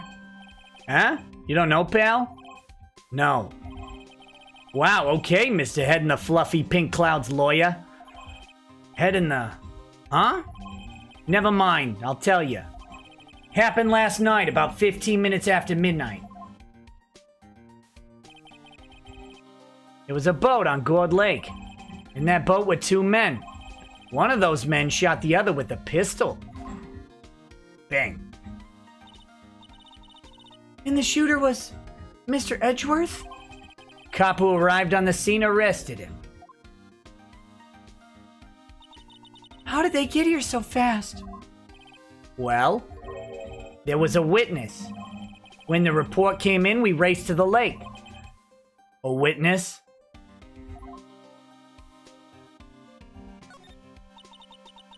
You don't think Mr. Edgeworth is a murderer, do you? Absolutely not. It's impossible. I don't care if there's a witness either. I don't believe a lick of it. Right. Who cares what the witness says? I care. You really believe in him, don't you, Detective? Of course I do. But the police are pretty sure he's the killer. Nobody's even really taking the investigation that seriously. Oh no! After all the help Mr. Edgeworth has been to us, hard to imagine that no one's standing up to take his side. Well, at least you are, Detective. At least you are.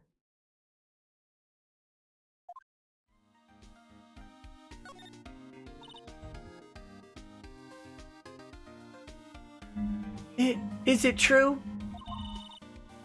Mr. Edgeworth's case? Yeah. He's a bit of a celebrity. You defended him and lost, your reputation be sure to suffer. What's more, the case against him is, well, it's pretty solid. I suppose it would be if they have a witness. Hey, pal. Don't tell me you're going to turn your back on him, too. Remember the Steel Samurai case? Mr. Edgeworth helped you get your client declared innocent. I know. I went to Edgeworth. I tried. He really doesn't want us to represent him. Especially not us, he said. What? Well, that doesn't make any sense, pal. You should have heard him talking about you after that trial. Kept saying, right, over and over. Nick? I'm not sure that's a good sign. Neither am I. Why wouldn't he want your help? I don't get it. Who was this witness? Sorry, pal, it's confidential. Anyway, the witness saw everything, apparently. I'm sure they'll turn up at the trial tomorrow. Was there only that one witness? Yep, pretty cold out on the lake last night. And it was Christmas Eve, after all.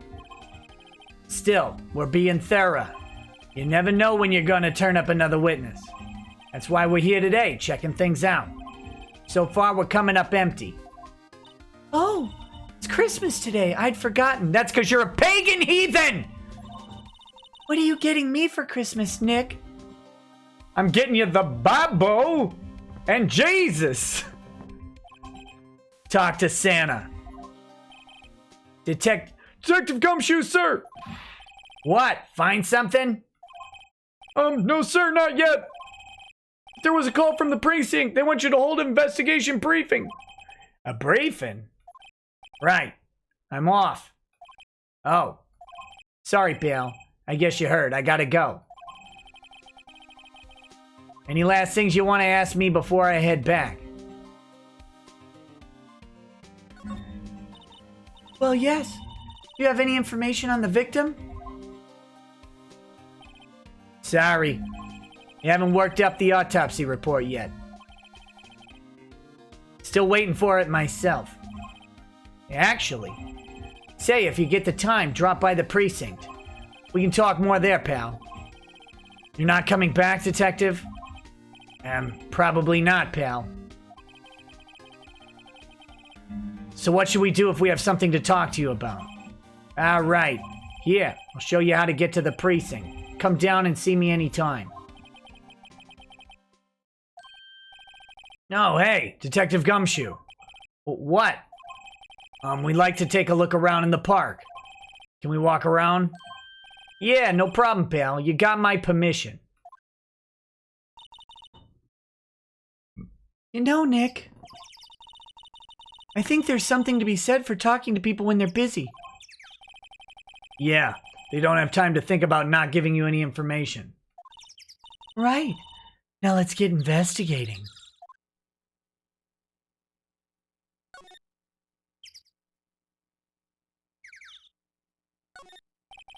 I feel winter's chill from the bare leaf trees today. What is it about winter that turns people into poets? I don't know, but my toes are starting to feel numb. Yes, my poetry has that effect on some people.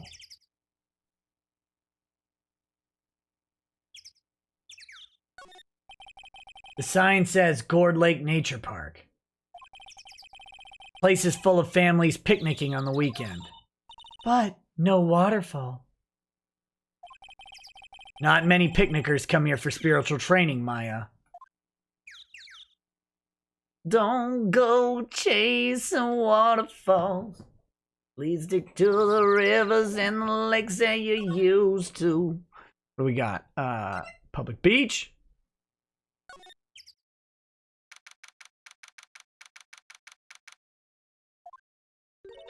Wowzers! This is Gourd Lake? Yup. I'm not sure it warrants a wowzers, though. Probably not. But hey, look at that snack stand. Their snack tray? Samurai dogs. I want a samurai dog, please. Come on! Come on!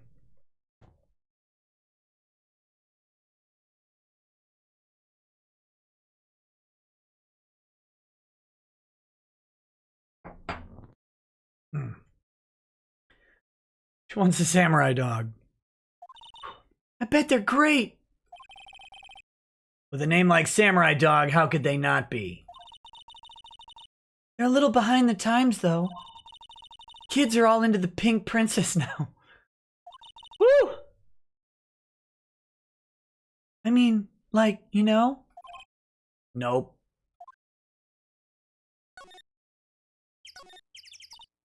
Wow, Gourd Lake is really big. Yeah. Say, Nick, why is it called Gourd Lake? Oh. Well, a long time ago they used to grow gourds here. Whoa, no way. I was sure it was because the lake looked like a gourd when viewed from above. You know, like an hourglass shape?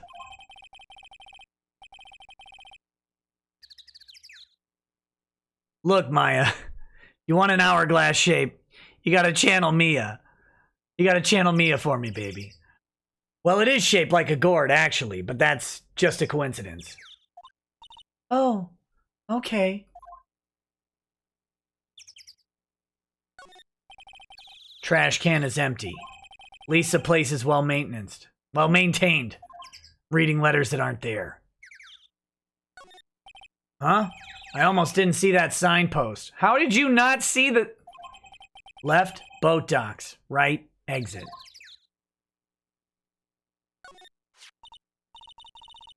Huh? Oh, wait. Huh? Someone left poppers here, you know. You pull the string, and it goes pop. Yeah, I know the ones. You see them a lot around New Year's.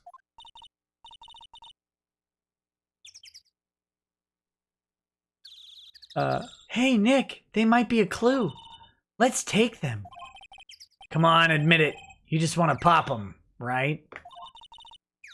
Was it that obvious? Poppers. Take them. Suppose it couldn't hurt. Huh? Where'd they go? Into my pocket. Poppers put in pocket. Classic party noisemaker. Pull the string, it goes bang. Not very clue-worthy. And if you want to go bang, you pull your own string and go bang yourself. Lineup of plastic benches. I guess the idea is you buy a dog and eat it here. Oh, come on! No! No! No, we will not make that joke! How dare you, game! I doubt anyone would sit here and eat on a day like this. Except maybe Maya. She had a samurai dog. Come on, Phoenix, you know you'd buy her a samurai dog. Hot dog stand. It's closed. Christmas fringe looks a little half-baked. Banner reads, Samurai Dogs. Somebody needs to redecorate.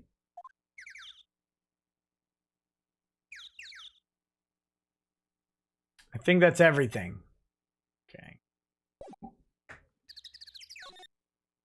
Oh my gosh, how many things do we have to look at?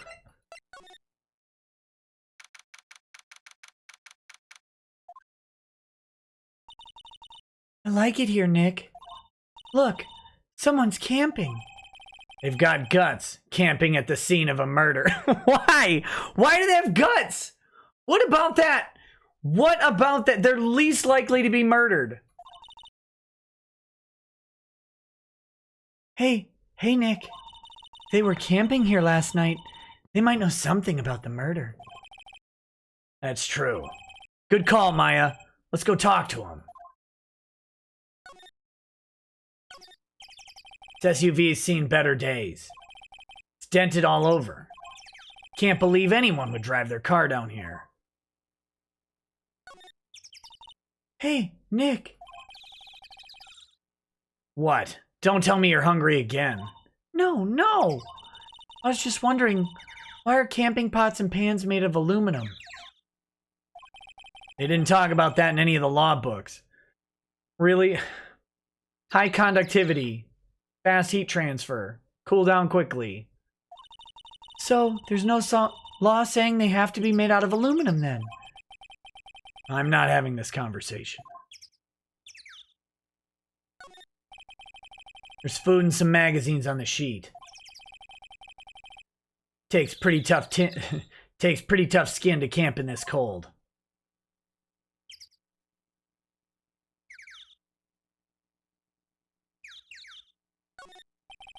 Sign says, no camping. Funny place to pick to pitch your tent. Wait, what if the sign said no setting tents on fire? I don't think they have signs like that. Oh.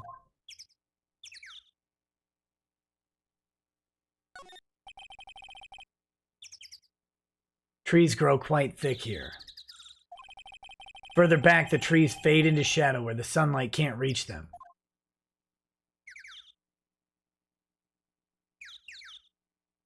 And eventually the darkness consumes all of us. I've just written a Fall Out Boy song. Oh, wait, no, wait. I think I can slide. I can slide. Here we go.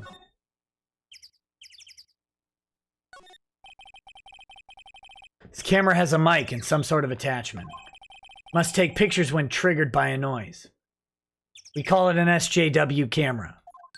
Only takes pictures when triggered. Wow, cool. Let's try it out. Hi, I'm Nick. Maybe I'm not saying it loud enough. Hey, I'm Nick. Huh? Nick! Will you stop that? Maybe it's broken. Don't kick it. Maybe it isn't set to respond to voices.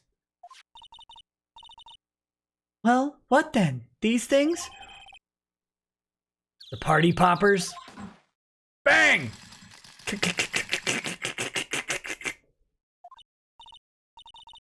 Well, it responded.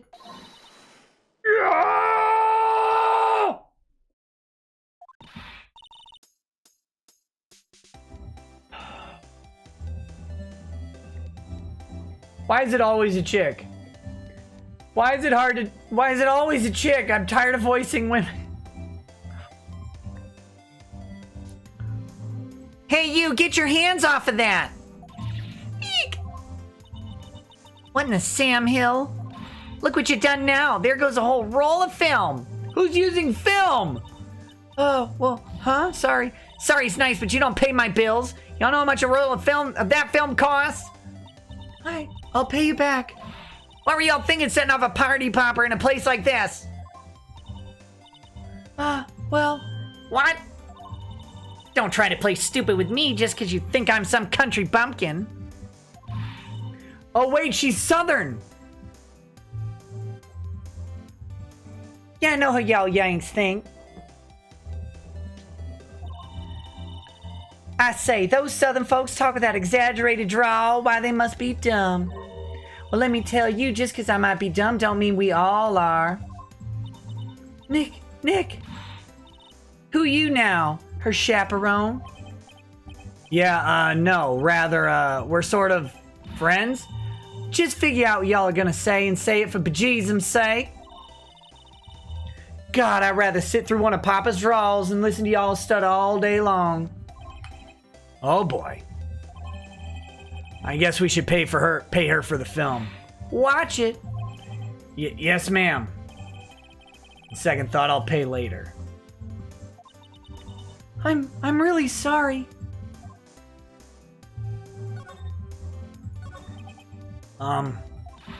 What? Can't you see I'm changing the film in my camera here? I'm not naming any names, but someone used a whole roll. Sorry. That didn't work. Wonder if I have anything to show her that would get her attention.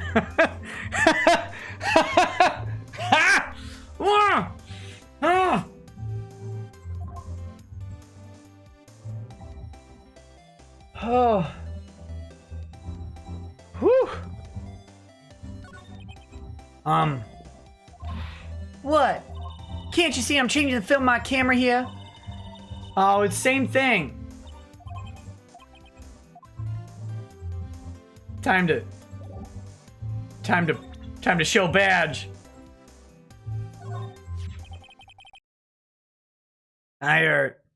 It's my badge. Huh? Aren't badges supposed to be all shiny and impressive? You a cop or something? I'm a lawyer. What? Y'all ain't gonna try and pull one of them lawsuits on me over that film now. 'Cause I'll have y'all know I'm a fighter and I wrestle meaner looking things than you. No, that's not it at all. We're here investigating a murder that took place here on the lake. A murder? Sounds cool. Why didn't y'all say that in the first place? Go ahead, ask me everything y'all like. Finally, some cooperation.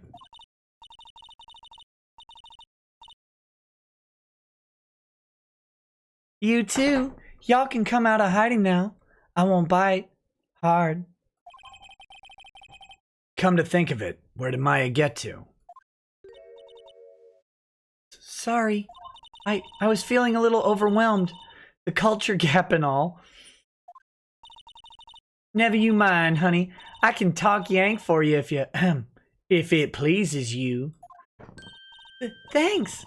I think I'll be okay. Great then. I'm Lotta Hart, but you can call me Lotta. I'm here photographing meteor showers for a research project. Mighty pleased to meet you.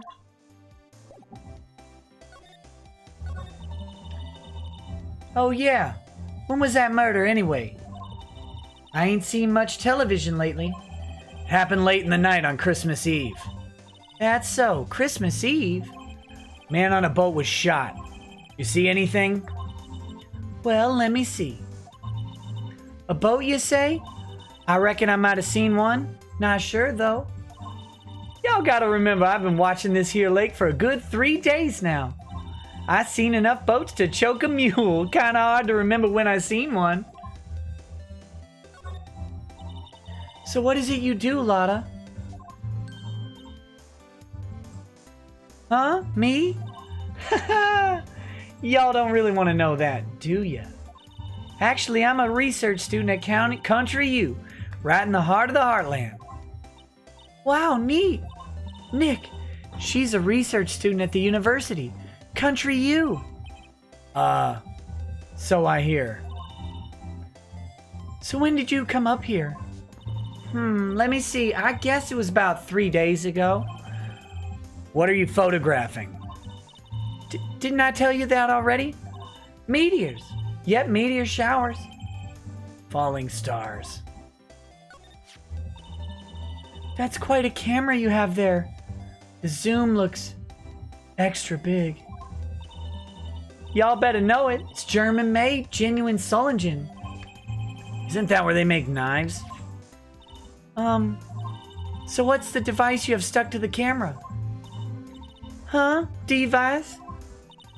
Your camera went off all by itself when I fired my party popper. Oh, that! That mic triggers a shutter whenever it detects certain sounds. It's programmed to pick up loud noises right now. A programmable camera? Neat!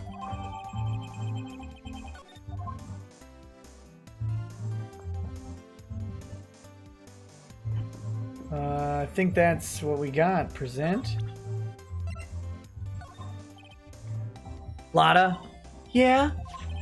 So your camera, it triggers on loud explosion noises? Yep. Actually, the victim in the case we're researching, he was shot with a pistol. A pistol? Right. Now, wouldn't a gunshot make a similar noise to our party popper? I guess it would. Your camera didn't get a picture of the murder, did it? Hey! Y'all are pretty bright. Huh? I see what you're saying. Tell you what, I'll have a look-see at my film. Wouldn't have been a photo taken... It would have been a photo taken late last night. I checked him once. Don't remember if there was anything on him, though. But what if I got something? I could be a witness to a genuine murder. Yeehaw! I'll go check that film. Y'all come back now, you hear?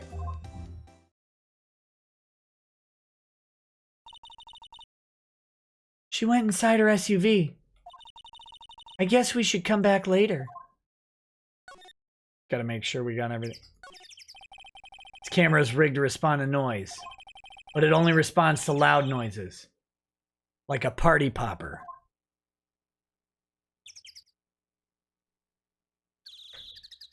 Make sure there's nothing else around.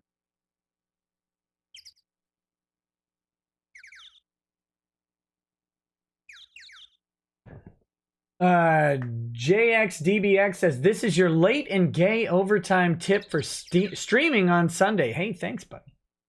All right, let's make a move. Make that move.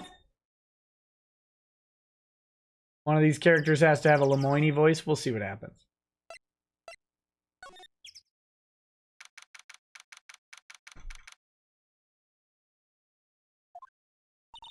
Nick, what is this place?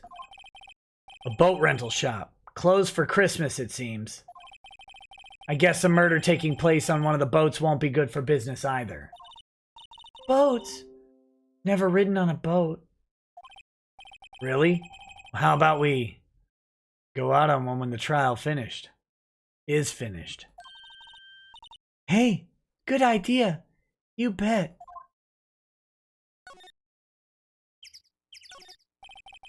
More forest off that way. I doubt I'd find any helpful clues in there. Small boat rental shop. Doesn't look like anyone is around. They're probably closed because it's Christmas. There's some boats floating at the dock.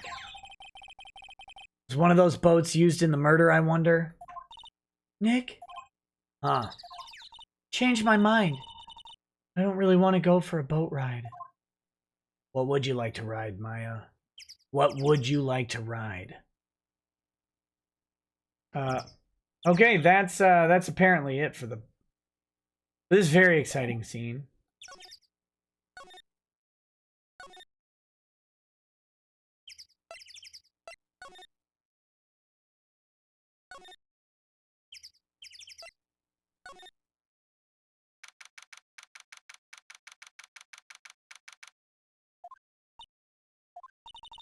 I guess Detective Gumshoe is still in that meeting.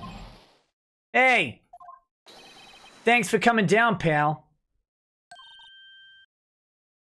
Detective Gumshoe? We just finished the meeting. For better or for worse. I get the feeling we're in for some bad news.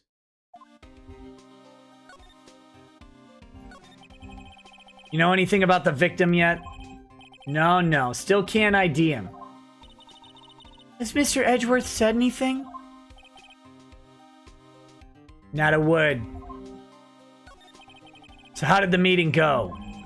Can't tell you, pal. You're a lawyer. true? You know, I don't know what to believe anymore. Sure, Miss Edgeworth's a human like you and me.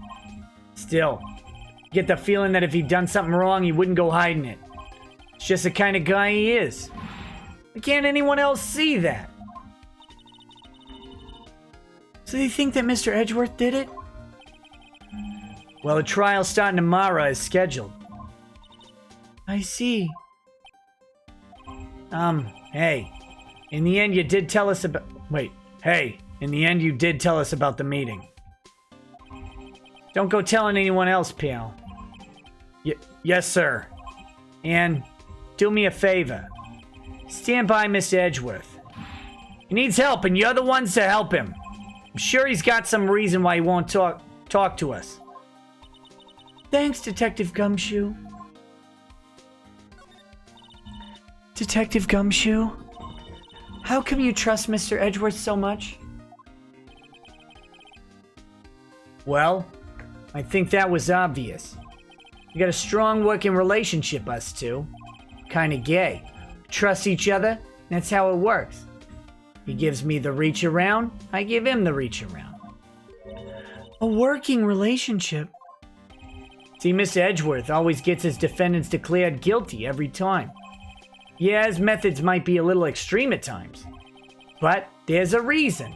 Trusts our investigation, see? Trusts us to get the right man. That's why I work extra hard, pal. Gotta earn that trust. We've gotta earn that trust he places in us. I see. Mr. Edgeworth is a man you can trust. And you have my word on that. Weirdo with a cello says, what's your policy on spoilers? Because I gotta tell you, Noah survives the flood. I was wondering, did you ever get that autopsy report? Oh, that? Yeah. Made a copy for you. Thank you. Nick? Huh? Can you show me that photo of the victim? That face. Someone you know? I don't know. I just have this feeling that I met him somewhere a long time ago.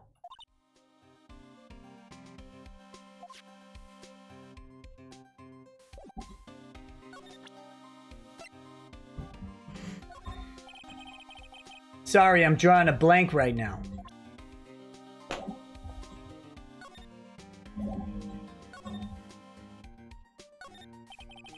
I must be one of the detectives. He's mumbling something to himself. All right, hands against the wall, all of you. Don't even think about escaping. I got eyes in the back of my head. Oh wait, that was supposed to be a different voice. Must be doing image training for arrests. Shoot. Shoot! These are the detectives' desks. There are computers and files on each one. Funny, they're a lot tidier than I'd expect. I guess the detectives don't spend a lot of time at their desks.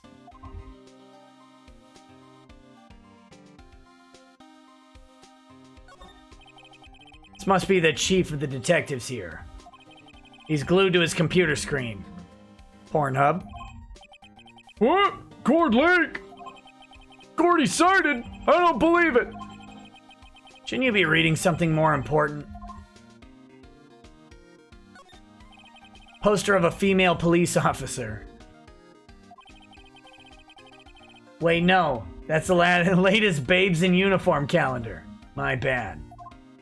Atta boys. Hey, is that the police department's mascot? That's the Blue Badger. It's my idea. I made it. It's my mascot. I see. How nice. I'll get him assigned mascot of the Criminal Affairs Department if it's the last thing I do. Good luck.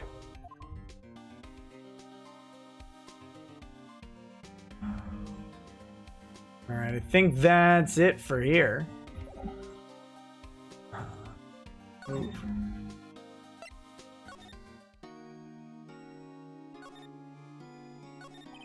Edgeworth, it's really hard for me to ask, but you didn't do it, right? Right? Think what you will. I have only one request. Huh? Stay out of this case. Why? But Nick is trying to help you. I know that. But I don't want your help, okay? Why not? Look, just go away. Leave me alone. Nick. Mr. Edgeworth did it, didn't he? Maya, let's go investigate elsewhere. But, Nick...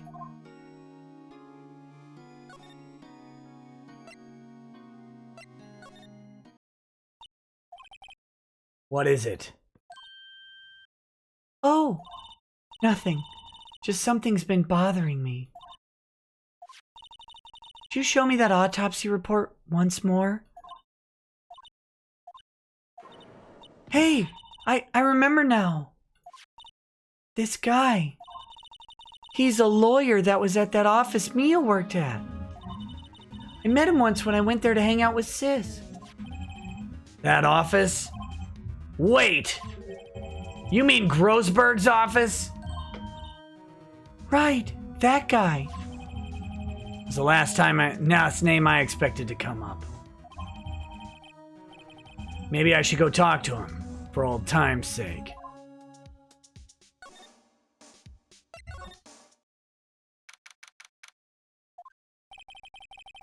Been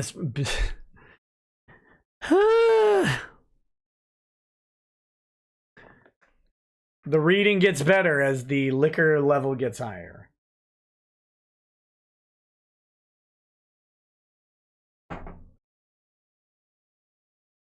Been a while since I was here last. Mr. Grossberg is out as usual. Hey, Nick, look at the wall. That painting is still missing. Mia must have known about the deal with Mr. Grossberg and Red White. She kept track of all of White's extortion and blackmail rackets. Why is the wall there a different color? You just talked about it. Big painting was hanging there until recently. Huh? What happened to it? Well, he gave it to someone. I bet he gave it to some romantic interest. Love blooms eternal, Nick. Yeah. Table for clients. An elegant ebony case. If I'm not mistaken, that lighter's made of solid gold. Just say the ebony case is bigger than a birch case would be. Even I can tell someone here's got money to burn. We should put things on our client table too. Not really into smoking. We could put out candy or gum. Classy.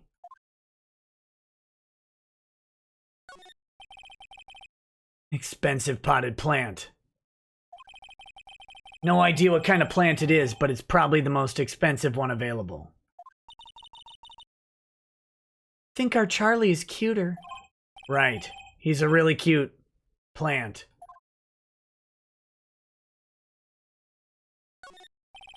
Expensive-looking mahogany bookshelves filled with expensive-looking books. Funny. They don't look like they've ever been read.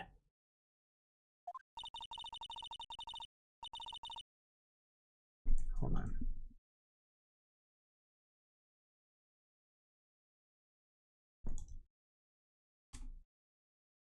Well then, let's take them back to our office. You won't miss them.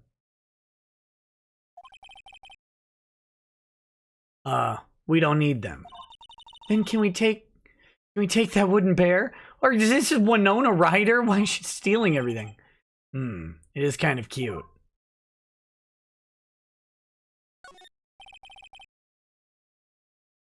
Solid mahogany desk. Wood's been polished to a deep luster. I bet Mr. Grossberg spends a lot of time polishing his wood in this office. Hey, Nick. I want a desk like that in our office too. Only if you polish the wood by hand, Maya. I don't know. I don't think I'm ready to sit at a desk like that yet. Huh? It meant for me. Better start saving your allowance then.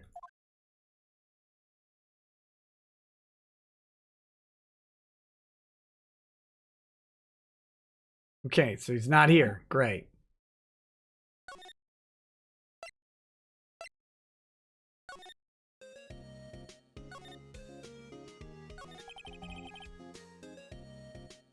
Well, what should we do? The police have pretty much made up the minds that Mr. Edgeworth did it. Mr. Edgeworth won't tell us anything. I guess we could go look for clues down by the lake. Right. We already did that. Well, penny for your thoughts. Thoughts. Yeah, why won't Mr. Edgeworth tell us anything? And why did he refuse to ask for our help? What a jerk.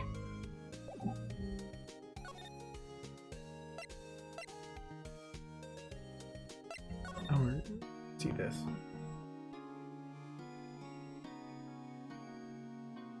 He won't talk to me. Won't even talk to me.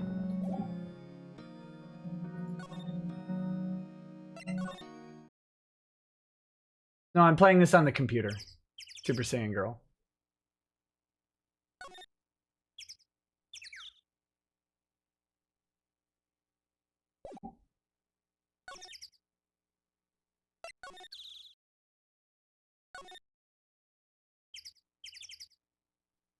Make sure nothing else is going on here before we go back to the...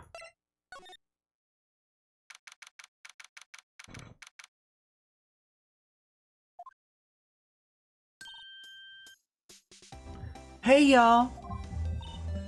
Lotta. Wait up a sec. We got bingo. Bingo? My automatic camera took 2 pictures last night. Hey. This is them. Take a look. Wait. See? See? He's shooting him with that pistol. It looks like that, yes. You can't really tell who that is shooting. Yeah, well, there was enough fog out there last night to strangle a bullfrog. But you know, seeing these photos reminded me of something. What? I saw the murder happen. I'm a witness. What? Are you serious? How would she not have remembered that before? Come on. Of course. How do you forget? Never mind. Y'all reckon I should tell the cops?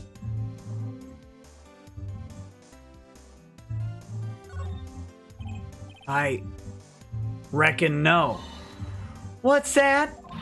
Now don't y'all think y'all can pull one over on me just because y'all speak the lingo. I know enough to know that when you see a murder, you'd best tell the cops.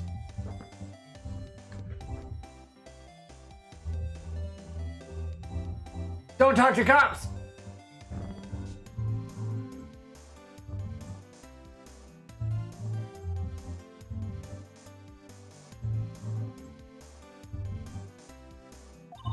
It's my obligation as a citizen. Hey, so I'm off to talk to the cops. Y'all can have this photo. Later. You took 2! Wait! Lotta! What? Can't y'all see I'm kind of busy? Tell us what you saw, too, please. Nice try, honey, but I wasn't born yesterday. I'm a witness, and that means I'm on the side of justice, and that means the cops. I'd sooner eat the south side of a northbound skunk than tell you. Lotta! Don't let it get you skivvies in a bunch. Friends today, enemies tomorrow. Was that the other way around? No matter, I'm gone. Hey, maybe they'll let me do some testifying, hot darn. She left. She left us. But that's not what I'm gonna do. Well, that's one more witness. What do we do now, Nick? Well, if she saw something, there's not much we can do about it. Question is, what exactly did she see? Guess we'll find out in the trial tomorrow.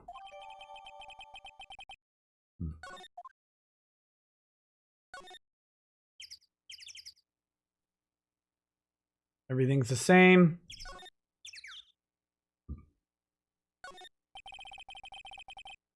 Expensive looking camera faces the lake. Next to it is a large microphone and a blue plastic sheet. Looks like a computer's attached to the camera.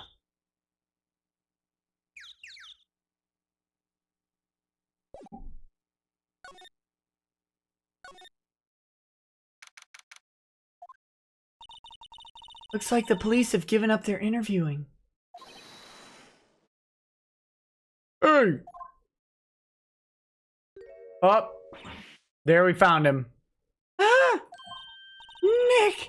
Think Santa's mad at you. Long time no see, Nick. Nick, you know Santa? Wow. Nick and Saint Nick. Hey, I see the connection. Don't be ridiculous. Dude, it's me. Larry? I don't remember how Larry sounded, so he's gonna sound like Jay Sean. What are you doing here? Isn't it obvious? Working my day job. Sell samurai dogs. Want one? Gotta get money for dates, you know. My girl Kianse deserves the best. Kianse. Not another model, I hope. Oh, Kianse's a fine con slut, Nick. It's her idea that I wear this costume. She was all, you go, girlfriend, you know? She bought this costume for me. That's great, Larry. Wow, a Santa costume. She must be really nice. Whoa, cute. Nick, who's she? She's not your con slut. Not my what? No, she's not. I'm his partner, Maya Fey. I'm a little sister. Sister? Wait, did he proposition you and your twin sister? Wow, Nick, must be tough. Working 9 to 5, having to take care of a little sister? No, I'm not Nick's sister. I'm my older sister's little sister. Huh, sounds great. Don't worry, Maya, he's not listening.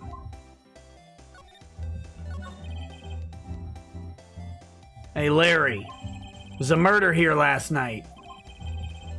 Since you work here, have you heard anything? Nick, you're wasting your time. Last night was Christmas Eve. He was with Kianse, obviously. Wouldn't have been standing out here in the cold. Oof! Think what you just said caught him off guard, Maya. No, it's just Kianse's not in town right now. She's in Hawaii on a photo shoot. A model. I knew it. Well, anyway, there was a murder here on the lake. Trial's tomorrow. Huh? Neat. Defendant is Edgeworth. Miles Edgeworth. Nick? Why would Larry know Edgeworth? Whoa, Nick! You don't mean that, Miles Edgeworth? Old Edgy? Yeah, he's a murder suspect. Whoa! Murder? Huh? You know Mr. Edgeworth, Larry? Yeah, of course. Edgy was in the same class as us in grade school. What? Tell me about the dogs. Huh? Oh, you mean the samurai dogs? Why are they samurai dogs? I mean, they kind of look gourd-shaped. Oh, well, originally they were gourd dogs. You know, like guard dogs. Ouch. The samurai thing was Beyonce's idea. Oh, she's my woman, you know. She was all, change the name and you go, girlfriend. She made me that banner. Man, the kids can't get enough of the samurai dogs. I give dogs to kids all the time.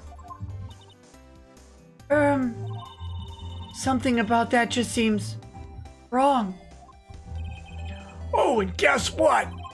We're getting a ton of customers here at the lake with that big news. The big news? Yeah, Gordy. Gordy? So Mr. Edgeworth was your classmate, Larry? Yeah, Nick, him and I used to hang out all the time. Wow, I never knew. Don't get me wrong, he's always been kind of a stick in the mud. Studying all the time, trying to be like father. Like his father? Yeah, Edgy's pop was a famous defense lawyer back in the day. Wow. Wait, you said defense lawyer? Yeah. Wait a second. But Mr. Edgeworth is a prosecuting attorney. What? Edgy's got a proboscis on his knee? No. He's a prosecuting attorney. That's like the total opposite of a defense lawyer or whatever. Huh? Go figure. He always used to talk about defending the weak who were unable to defend themselves.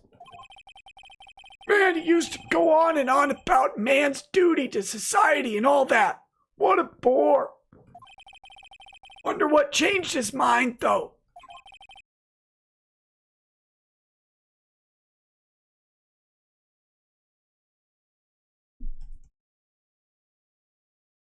You know, Nick? Nick?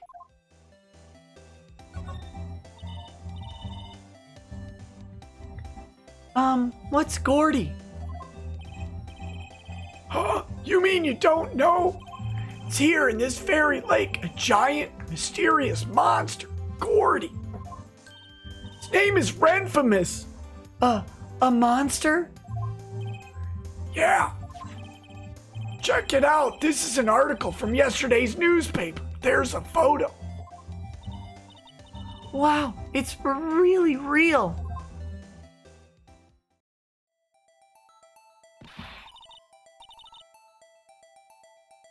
Nick, a monster. A real monster. Yeah. It's probably just a log or something, right? Hey, there's a quote here from the person who took the photo. What's this? I set the camera to automatic, and when we got into the frame, I heard a loud bang, like an explosion, followed by the sound of something slipping into the water. Wish I could have seen it. Why would there be a sound like an explosion? Larry, could I borrow this article from you? Sure, no problem. That'll be $1 million. Oh, 1 million? Grow up, Larry.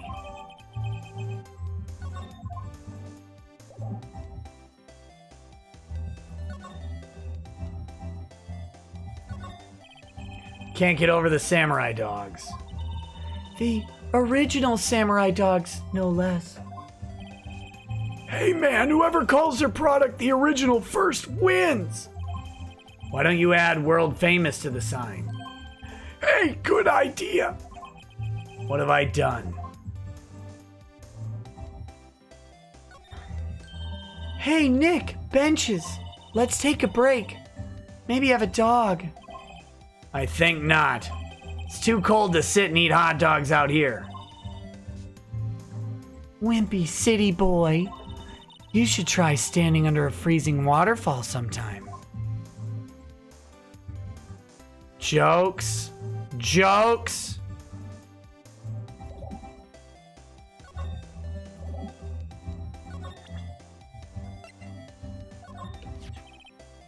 What's that? It's a camera. You take pictures with it. Huh? Larry, you mean you don't know what a camera is? Of course I know. Hey, you're looking at a bona fide junior high graduate. He's talking about the weird contraption on that camera. Oh, that. Well, it's hard to explain. Just forget about it. Don't go showing me it then. Jeez.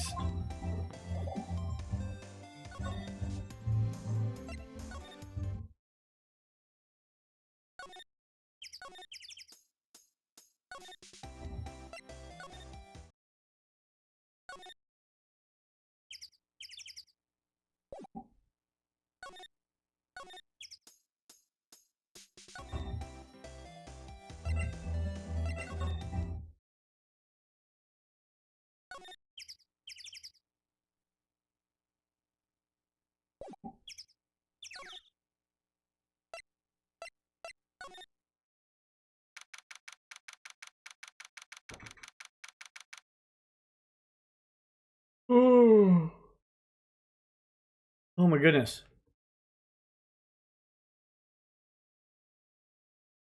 As soon as this investigation section is done, I'm going to go through super chats and we're going to be finished for the night. I think we're getting close.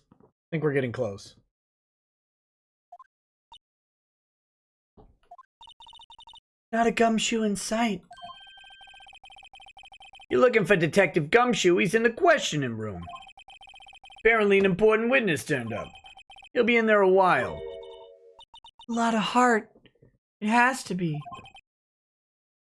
Uh-oh.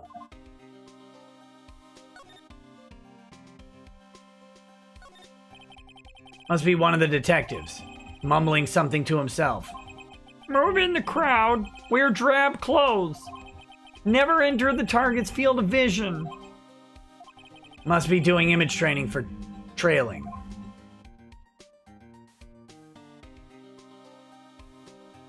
Hey, flip the picture on babes in uniform, buddy.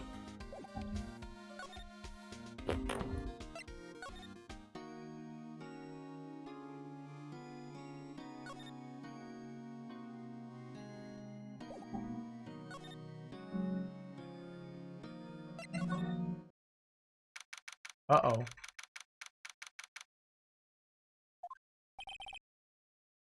Ahem! Ah, that old familiar clearing of the throat. Aha! You're mere something, are you not? I was her understudy, yes. Phoenix Wright. Aha! And you're mere something too, are you not? Her little sister, yes. You've grown. Last time I saw you, you were so small. You've come to look a lot like your sister, you know. Takes me back. Oh yeah, it takes me way back. Ah, the days of my youth. Like the scent of fresh lemon, you see. Mr. Grossberg, sir? Ah, yes. I beg your pardon. Of course, you came here to discuss something. What is it then? Something the matter? There was a murder last night. A murder? You haven't heard? I just got up, you see. Well, Miles Edgeworth shot someone with a pistol. Edgeworth? What? Who did he shoot? Well, the identity of the victim is still unknown. This is terrible news indeed. Guess he hadn't heard anything.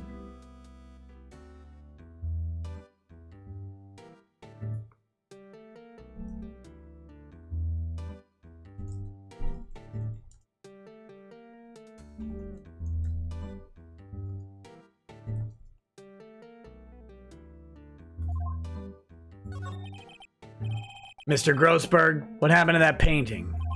Oh yes, I do not think it shall ever be coming back home to this office. Can't exactly claim it is stolen. I suppose it's my just desserts. Oh, bit of desserts.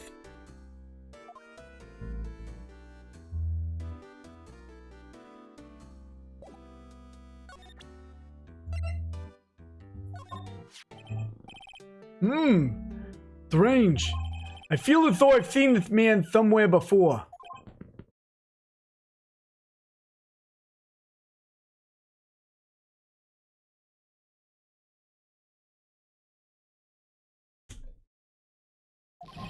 Ah! Do you remember? He was a lawyer here in my office. Hey, that's Hammond, Robert Hammond. Mr. Hammond? You say this is the man Miles Edwards shot?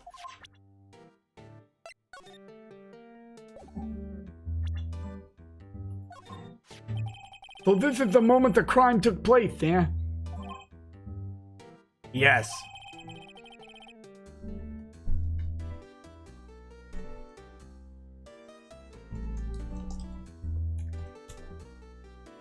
You can't really say for sure that's Edgeworth. Not sure whether that's a good thing or a bad thing. Not sure at all.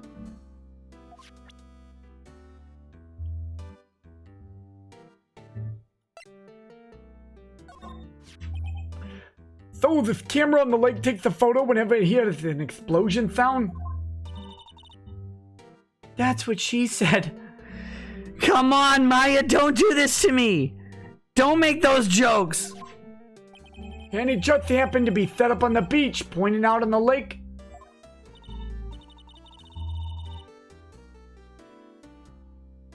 Yeah, she said it was to photograph shooting stars.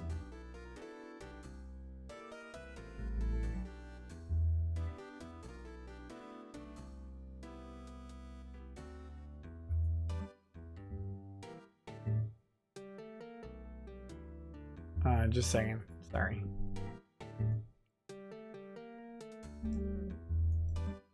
Oh my goodness. She said it was to photograph shooting stars. Shooting stars. Explosions? What's the connection? I'd be suspicious of this witness of yours.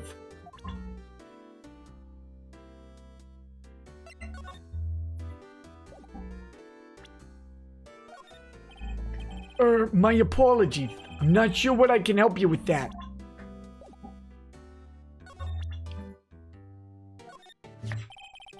You've really grown up in the past few years, my dear. How proud Mia would be if she could see you now. She said she was more worried about me than anything. Just go on and take the compliment, will you?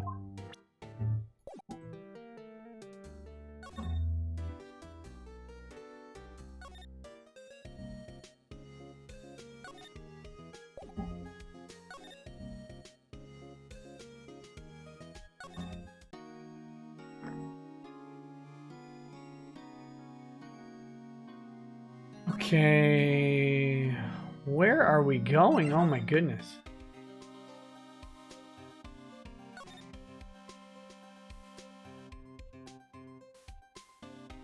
Damn.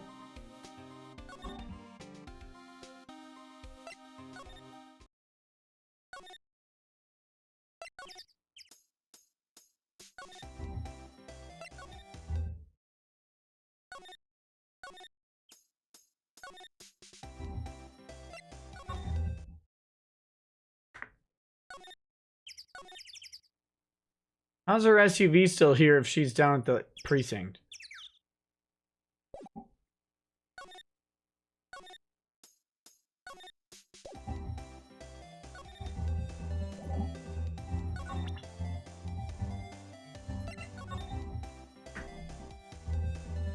I didn't talk with Grossberg? That was dumb. I thought I did.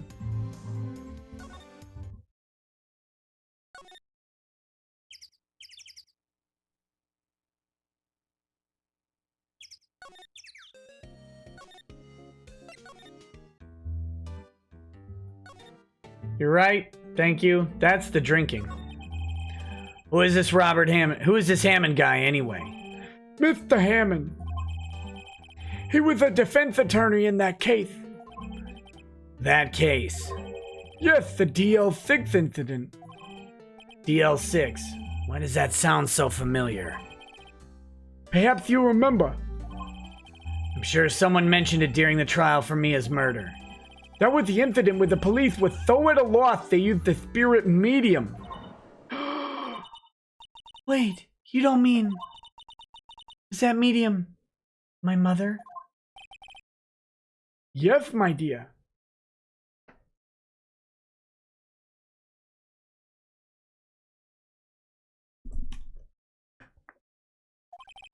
Spirit medium Misty Fey, your mother, contacted the spirit of the victim. But the case was a loss. No conviction was made. The L6 incident, yes, happened 15 years ago. Very strange case indeed. You never caught the criminal, right? Correct. Misty Fey used the powers to talk to the spirit of the late victim. Her testimony led to charges being laid against one man. But Mr. Hammond won the case and the suspect was declared innocent. And the police blamed my mother, calling her a fraud. You were the one who helped her out then, right, Mr. Grossberg? Yes, quite. Thank you. No. Please, don't mention it. DL6. Never thought I'd hear that name again. But wait! What does that case have anything to do with Mr. Edgeworth? Has everything to do with Mr. Edgeworth, my dear. The victim in DL6 incident was none other than his father, Gregory Edgeworth. What? His father? If you want to know more, you should ask him yourself. Show him this. I'm sure he'll talk to you. Wait, this is a photograph of my mother.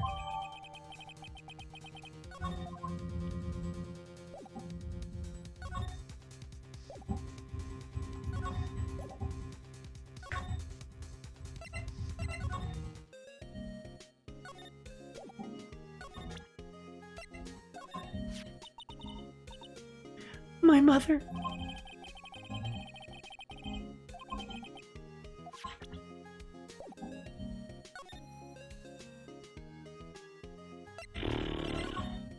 You talk to me yet, you idiot? Hey, you will.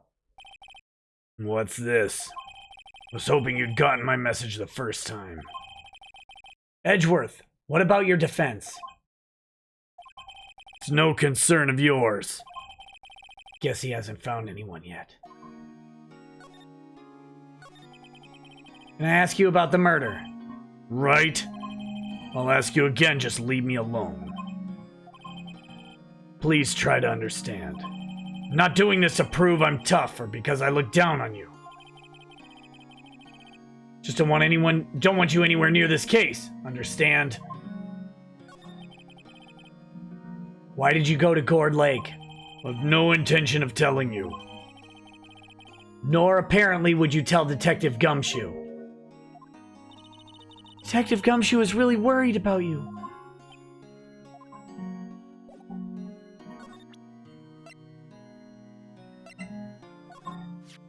Who would have thought there'd be a photo? Edgeworth, did you shoot him? What do you think, right? I don't think you're the kind to point a gun at anyone. No. So you didn't shoot him? No, I didn't. It wasn't me.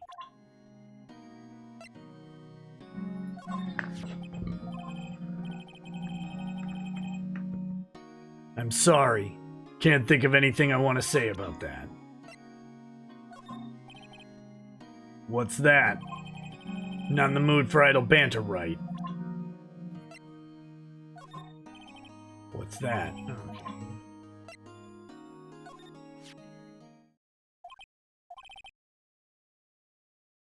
Edgeworth. It's only been a matter of hours since you last visited. Yet you've made incredible progress in your investigation. I'll admit it, I'm impressed, right? You were always single-minded in your work, though. Once you start on something, you always see it through, don't you?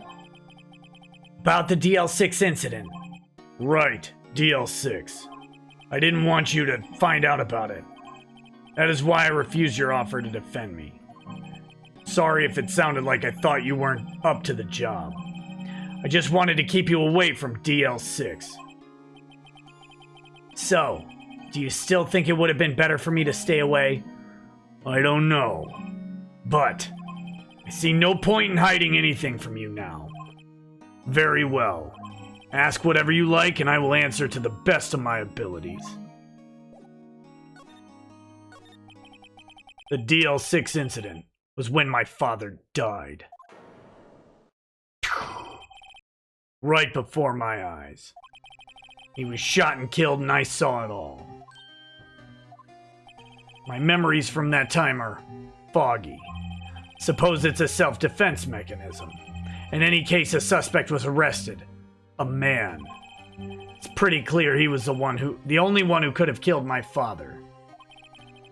The spirit medium they used to talk to my late father said the same thing.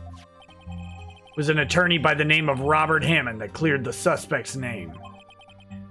And Hammond is the victim in the Gourd Lake murder. Correct. That spirit medium, that was my mom. What? You mean you're...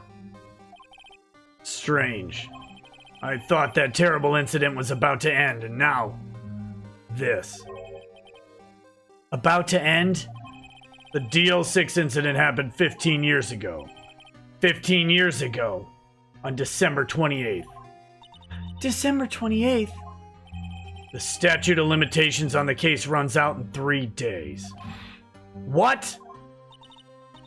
Nick, what does that mean? When a case's statute of limitation runs out, legally the case never happened. 3 days from now, DL6 will be closed. Forever. What happened to the suspect, the one who got off innocent? I don't know. He disappeared from public view. Nobody knows where to. If he's still alive, he'd be about 50 years old now. Guess I can understand why he'd go into hiding. Be hard to live a normal life after being a murder suspect in such a big case. So was your father a lawyer? He was. Gregory Edgeworth. He was quite famous at the time, apparently.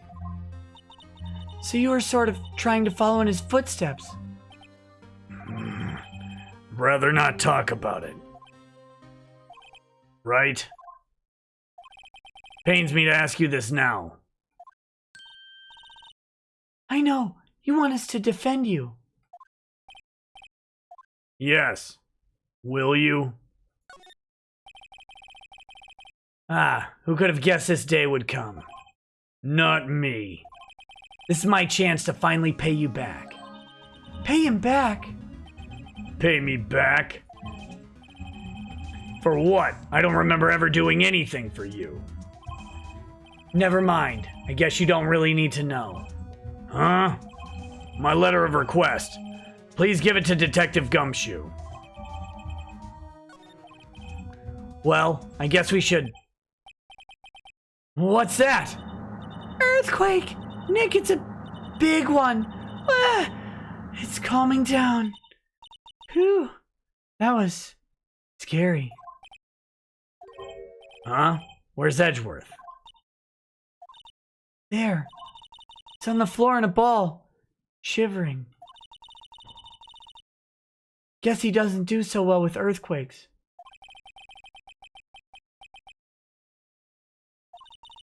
Well, I guess we're done. Mr. Edgeworth doesn't seem like he's going to stand up anytime soon. Let's go, Nick. Right. We have to give Edgeworth's letter of request to Detective Gumshoe.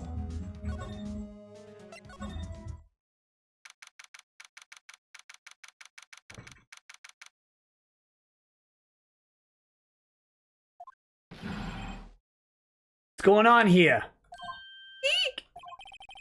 What's wrong, Detective? This wild lady comes in here just a while ago. Says she came to talk to y'all after hearing what Mr. Wright had to say.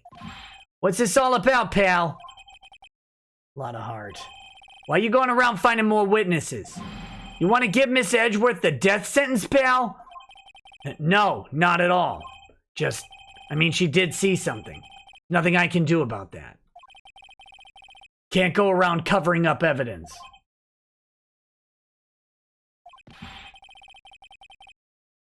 Trying to say something about the way I do my job? No, sir. So, what did Miss Hart say? Says she saw Mr. Edgeworth fire the pistol. What? She even had a photograph to prove it. Right, I saw it too. Really can't tell from the photo who it is shooting. That's why she said she's going to enlarge the photo. She said it'll drop the quality a mite, but she'll let us see who's who. She can do that? Okay, so there's going to be an enlarged photograph that shows Edgeworth in the act. Great, just great. In any case, she's going to be the one testifying tomorrow. Huh? What happened to the other witness? Well, apparently there was a cancellation. Cancellation? I'm afraid tomorrow is going to be life or death for poor Mr. Edgeworth. We got a witness who says she saw the very moment of the murder.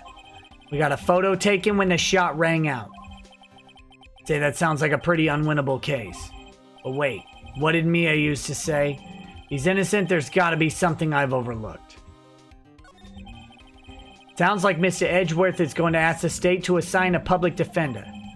I was just asked to file the paperwork. You still got time, pal. Go talk to him again for me, please. You have to convince him. You have to make him let you defend him, please.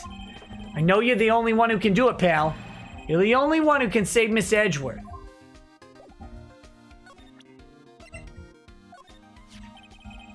Look what I got. Hey, you did it, pal. Glad I waited till the last minute to file this papers. I'll rip them up and start new ones for you. Thanks, Detective. We'll see you in court tomorrow then. Good luck, pal. Hey, you guys feel that earthquake a little while back? I was worried. Worried? We're fine. I've lived out here my whole life. I'm pretty used to them by now. Oh, I wasn't worried about you two. Worried about Miss Edgeworth. Oh, right. He did seem to overreact a little now that you mention it. Yeah, well, I'm not surprised. It was a pretty big quake. Going to go check on him. You two go eat and get you rest for tomorrow's trial. Later. Wonder what it is with Mr. Edgeworth and earthquakes. I wonder. He was never that scared of them when I was in school. Then again, I only really got to know him in 4th grade. Transferred to another school after that. Wonder what happened to Edgeworth. Oh, thank God.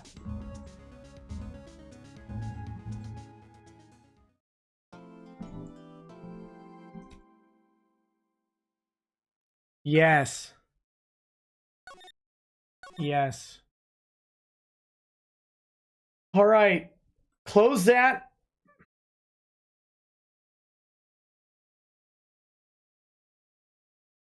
Okay. Let's finish up the super chats and justice chats and all that stuff. Oh crap, I missed a justice chat from a long time ago. Doom Guy says, I hope someone sanctions that CPAP sucking mongoloid and may lose his bar license for the stuff he has pulled. So there you go. Now let's read through the rest of the chats here, and then we'll wrap up the stream, and then I will be on Twitch. I'll be on Twitch tonight playing a little Risk of Rain 2. Last night we had a ridiculous commando run. Let's see if we can get a multi or Wally run or whatever it is tonight. That would be fun. And then, or maybe Artificer. Or maybe I'll continue my quest for throwing hermit crabs off the edge with the drowned. Or with Rex with the drowned. For the drowned blue item. Okay, so we've got Crawdod says, "Hey Nick, I hope you are well. Friend of mine and had his father pass.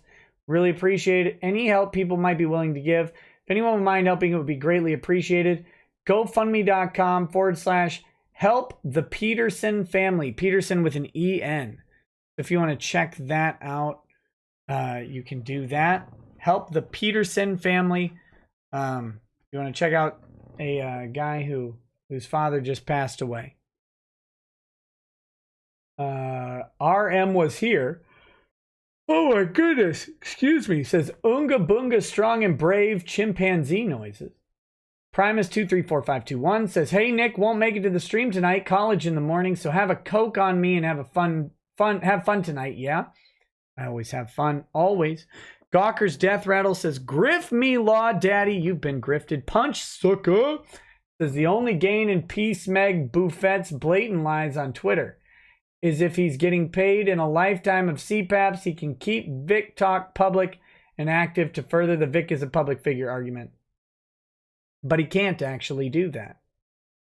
Austin Heartless says, "Gonna be MIA with the super chats for a while. I gotta help my brother get a car amidst what seems like a nasty upcoming divorce." Hey buddy, no problem. Thanks for hanging out and contributing to the show. Please continue to watch. Talbot Link says, "Boomer missing links, but there is links at least." Yes Man 2044 says, "You only grift me because I let you baka." No hentai terms here.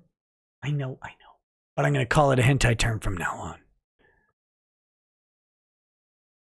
Majestic American says, "Have work tomorrow, but can't stop drinking peg leg pork, or what do?" I don't know. Peg leg porker's great. It's absolutely fantastic. Alex P10V2 says, "How would I go about sending you a bottle of Welsh whiskey? USPS and Royal Mail don't like people sending alcohol in the post." It's a good question. I need a UPS address, and I don't have one right now. I'm working on it. As soon as I get one, I will post it. So just stay tuned. The closest UPS office is like 45 minutes from my house, so it's hard to get one. Kalinka Pavlova says, "Emmett apparently flexing on Twitter with his batleth, but it's useless in literally any real fight. He not only has tits, but is a tit." Big Red Bear says, "Trying to offer Drex snacks to encourage him." Well, I'll get someone else to carry the snack tray. Game Idea Guy says, "Oddly enough, Betamax was a superior visual format, but Beta Male is the inferior male format. Sadly, this case is full of beta males." Kalinka Pavlova says, "Emmett wishes Vic would lick him." I think maybe he does. Dark and Rawl says, "Hey Rackets, it was nice to meet you this weekend. I'm glad someone bought Clay a lap dance and no one taught him one." I forgot to tell that part of the story. Will you indulge me for just a moment? So we're at the Spearmint Rhino. And I'm sitting there and Clay comes up to me. Clay is not a tall man. Not a tall man. Some might call him a manlet. Clay is about 5'1". Right, Clay? And a very tall stripper had her eyeballs on her next meal. And her next meal was Clay.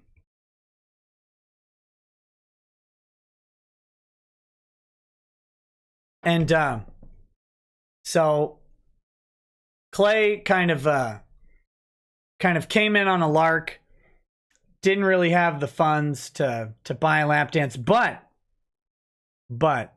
I bought Clay a lap dance. I gave him some money to go to the stripper who was about approximately my height. She might have been I'm about 6'2" to 6'3". And she's probably, I don't know how tall she was without heels, but she was about 6 feet, maybe taller. She sits on Clay to do the lap dance. And her butt takes up his whole body.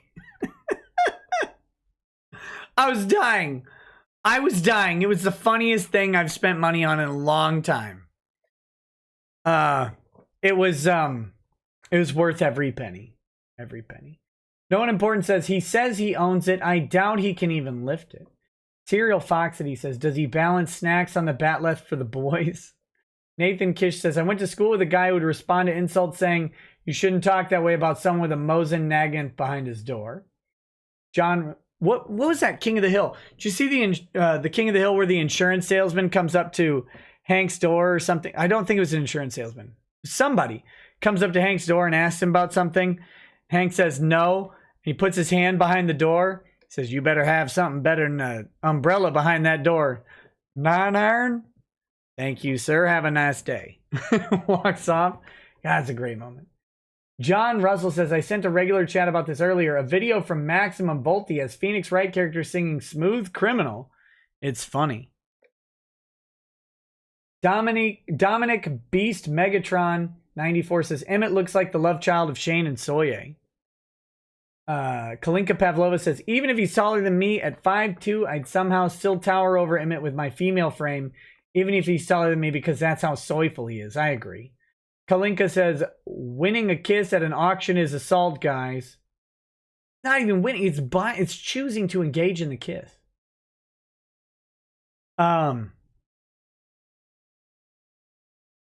Jay says, the best thing about Twitter lawyers is they project their absolute incompetence to thousands of prospective clients and law firms. Who wants to hire an irredeemably conceited imbecile who can't even perform a basic information check? Goru says, since January you gained 20,000 followers to his 300. Comics Villain says, Nick, can you say Snick, get yourself some calcium? Snick, get yourself some calcium.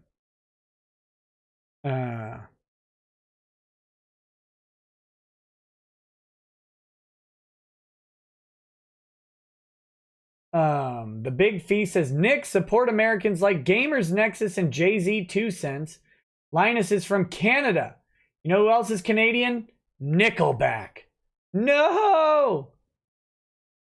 Sure. Gamers Nexus. Robert H. says, Low T. Duchette's fat tongue wants to do the world a favor and suffocate him in his sleep. Comics Villain says, Nick, please say, Snick, get yourself some calcium. Master Knight DH says, in this case, Maya will be awesome forever. Snarkticon DM says, I'm fake. Mr. Stark, I don't feel so good. Snarkticon DM says, you revealed the dox plan? We lost the case again. Tucker says, you even dox me, Law Daddy? Of course.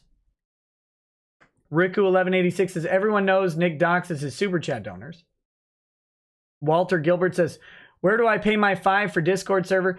On Patreon or on New Project 2. If you do it on New Project 2, send me an email so I can get you added before the next live chat. And actually, before tomorrow. Tomorrow is the first Patreon exclusive cooking stream. Patreon and New Project 2 exclusive cooking stream. Riku1186 says, oh no, Nick, read my username. I've been doxxed. Pixlexia says, ooh, I want to do a few matches of Risk of Rain 2 tonight. Maybe. Hit me up on Twitch. Snubber13 says, apparently Randy Pitchford's lawsuit discovery is out. That's the Gearbox Studios guy. In Texas, too. I'll see if I can find it. Blink Your Eyes 1400 says, I doubt Edgeworth can pull a Nick. He's no boomer. Rude. TLJ Screwjob says, careful, Edgeworth don't Epstein himself with Ascot. He really should take that away from him. Bookham Dano says, it was great meeting you and your wife at Road Rage. You make overnights at work bearable. Hey, thanks, buddy. Great meeting you, too. Unhinged Crank says, Drexel smash Heath Bar on the DL. No, I don't think so.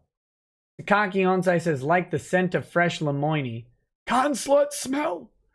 SM Scorks 89 says, any chance that you can get Micah Curtis on before the Inglewood Indiegogo campaign ends in 8 days?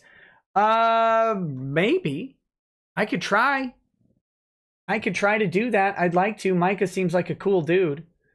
Texan83 says, that first conslut line you did when first doing Lemoyne verse earlier almost made me miss the brass on my anvil with a 4-pound mallet. Warn a brother next time some of us listen in the background. Sorry, buddy. Caldeo the horse says, Big L from Mumkey, his ex leaked his tapes. F. You know, I don't think the tapes are that bad for Mumkey. I don't think the tapes are that bad for Mumkey at all. He's going to Pound Town. Got good framing on the tape, and he's got that smug Mumkey smile. And yeah, good job for him, I guess. Jason of the Great Awakening says, does this stream hold the record for the number of times Dick was said? I hope Memology or Dame Pesos are on this. We'll see. We'll see. All right, guys. That's it. That's it for tonight. Let's get that whiskey drinking lawyer song on.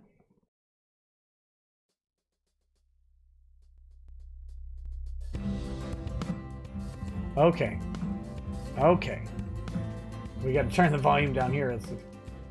There we go. All right, guys. We're gonna do Twitch in just a few minutes. Come hang out. Risk of Rain 2, Pixlexia, if you're here. We gotta find a way for you to get connected to me on Twitch, I guess. I don't know.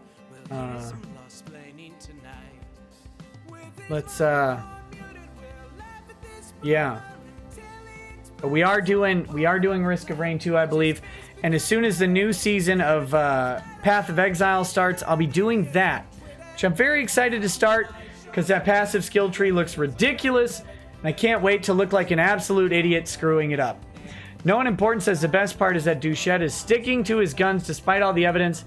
Is this what they call a pathological liar? No, it's what they call someone who is begging to be sued. And that doesn't mean he should be sued. He's openly stated he's trying to get sued. He's being a provocateur and he's doing a bad job at it. All right, guys. Have fun. Come join me on Twitch. Come join me on Twitch. You can ask more questions. There's way less people involved. You can ask the questions without any money or anything. It's very chill. Come hang out there and we can chat. Have fun. And I'll teach you all about Risk of Rain 2. All right, guys. Peace. Peace. Planet folks from Duck Tea to Drexel, they bring their perspective and spice to the mix. But the reason we're here and the one that we cheer is the one who is showcasing us his career.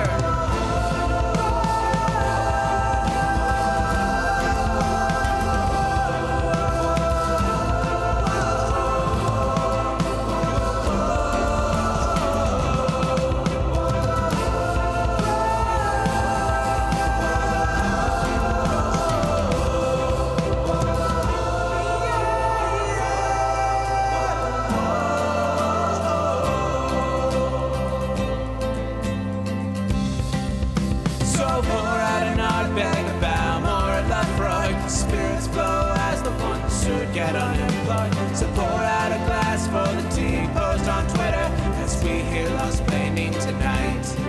From the white shores of Nan to the hills of Glenlivet, there's no